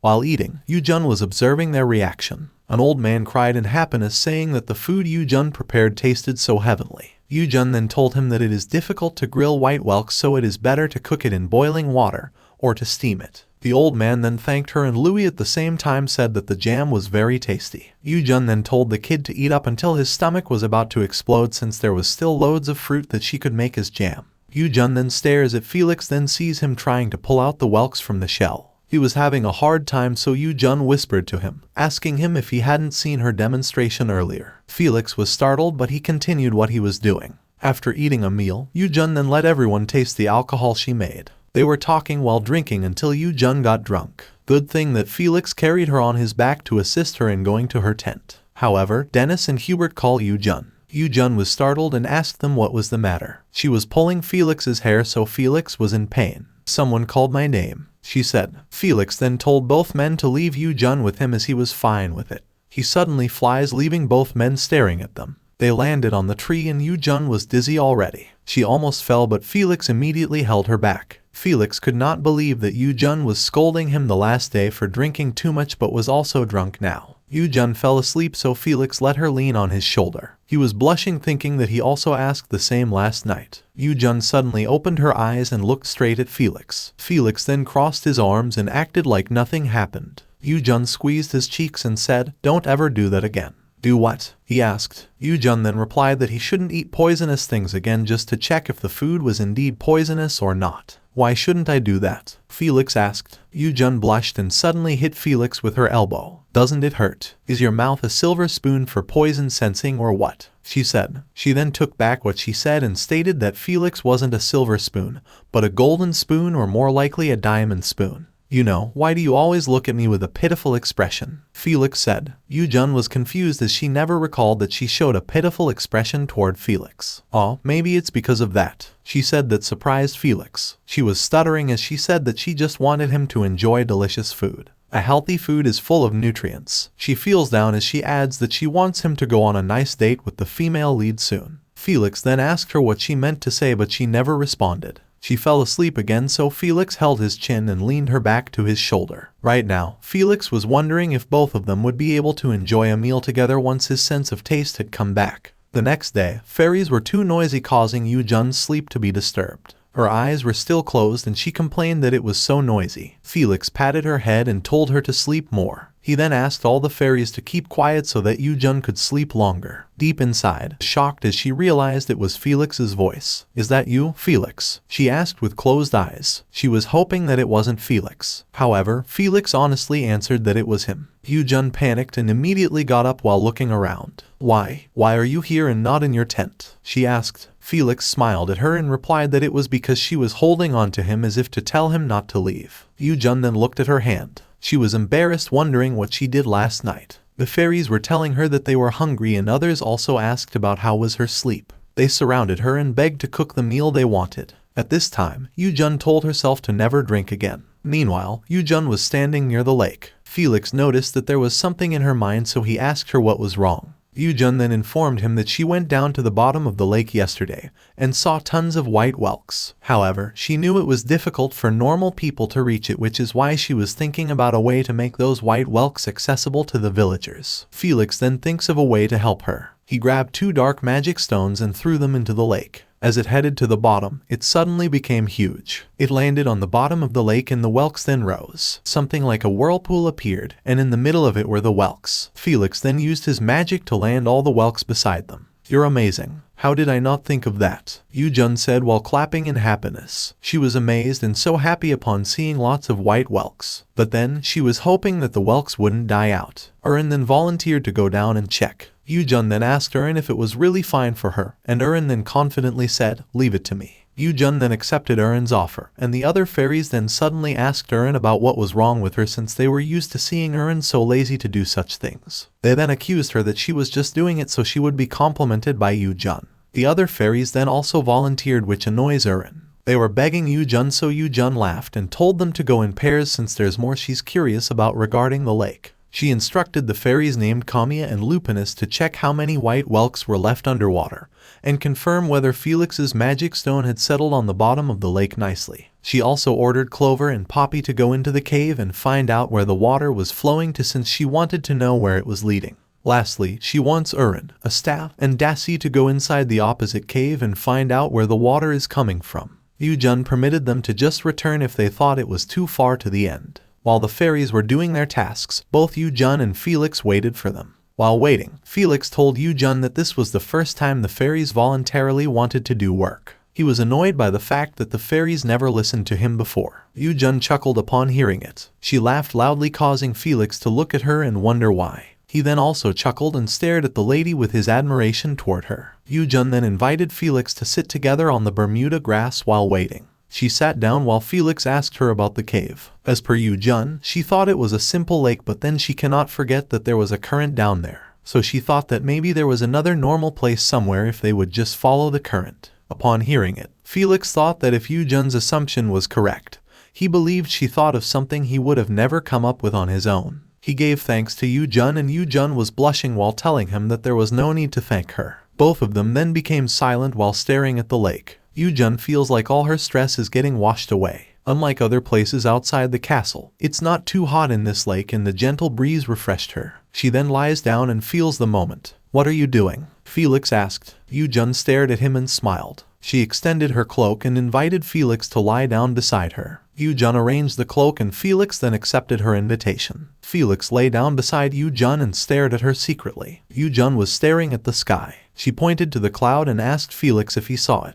The cloud looks like a white whelk as it has the shape of a whelk's shell. There was also a cloud that shaped like a banana. While she was enjoying the clouds, she wasn't aware that Felix was admiring her. YooJung's hand was extended, but then Felix suddenly held her. She was surprised and speechless. She wondered about Felix's sudden behavior. She was confused since Felix kept grabbing her hands these days. But somehow, it feels different for her. Felix held her hand just like a couple. She felt awkward at first and it was strange for her. However, she lets Felix do it. Meanwhile, the fairies came back. Urin reported that they needed to go back since they reached too far. The fairies informed YooJung and Felix that they felt the energy of Master Eternum, and it got stronger the further upstream they went. Felix then concludes that it could mean the place where Eternum's place is connected to the place they are in right now. Clover then also said that they found a second lake, and as per Poppy, the lake is closer than they thought, but it could be a shorter way above ground. YooJung then contemplates things, but Kamiya and Lupinus added that the stone Felix threw into the lake was secure as it was placed perfectly onto the floor. They both found it in the middle of the lake,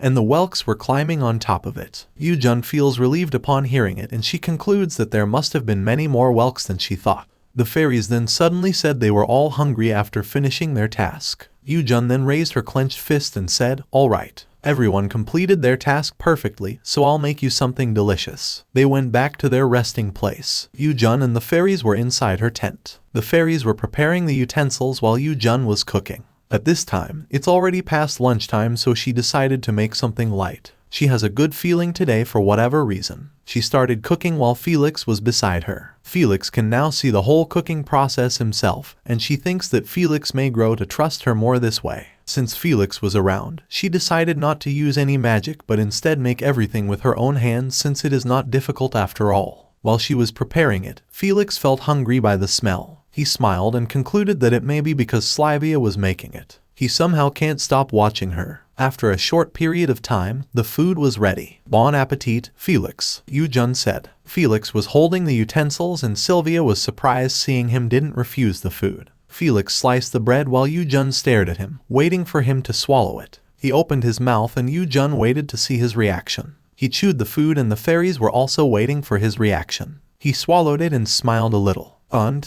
is it good?" YooJung asked. Felix then said yes. He can taste the nutty flavor of the butter and the crunchy toast. YooJung was thrilled that Felix was eating more on his own. She then put a salad on his plate and Felix then ate it. "It's really delicious," he uttered. He took a glimpse toward YooJung thinking that the things that were impossible before are now becoming possible. Unlike before, she can smell food, eat cooked food, and can taste it. The fairies were teary-eyed finally seeing him this way. Right now, he told himself he would enjoy the best dinner ever with YooJung at the royal palace. With his sense of taste that has returned fully by then, he will praise all of her dishes highly and will truly enjoy food like her. Together with Sylvia, he knew he would definitely make it happen. The fairies were thrilled. Kamiya went toward YooJung and said that she liked her so much. The other fairies also said the same. "I like you guys too," YooJung replied. She drank water but she splurted it out when Felix said, "What about me?" She was coughing out of shock so Felix tapped her back. Felix then asked if she was fine and she said yes. Her face was blushing. Felix then gave her another glass of water and she accepted it while giving thanks to him. She drinks the water while Felix is still looking straight at her. She put down the glass on the table. She then stood and decided to clean up.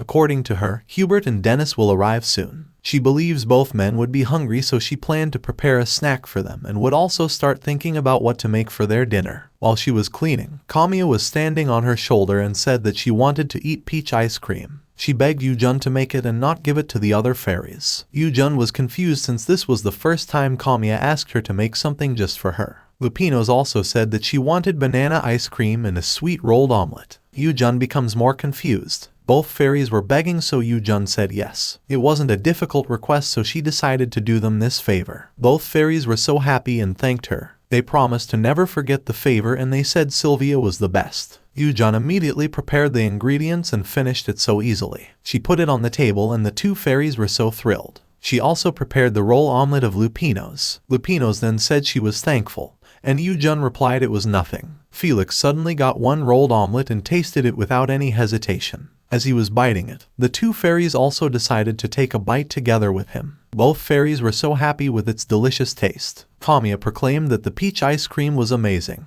YooJung then kiddingly said she wanted to steal a spoonful, but Kamiya told her it was her. YooJung then laughed without knowing that Felix was planning to hold her hand. However, the horses neighed, a sign that both men had arrived. YooJung then walked towards the men and welcomed them back. Felix feels awkward and at the same time annoyed because of the wrong timing of his guys. Hubert walked toward him and reported that the demonic beasts appeared further away from the lake than yesterday. He added that the villagers should be safe from demonic beasts at that distance. Felix then looked at YooJung telling her that it looked like the magic stone they put in the lake was effective. He then permitted both men to have a rest and Hubert replied yes. "You must be hungry. I'll prepare some snacks, so go wash up," YooJung said. And both men were so happy with her kindness. After washing up, they went back to YooJung to eat. They have a special watermelon punch of YooJung which was perfect for the cool down of both men since they came from the forest which was very hot. As they tasted it, Hubert commented that it was refreshing and sweet which made him finally feel alive. Felix is eating as well so YooJung was glad.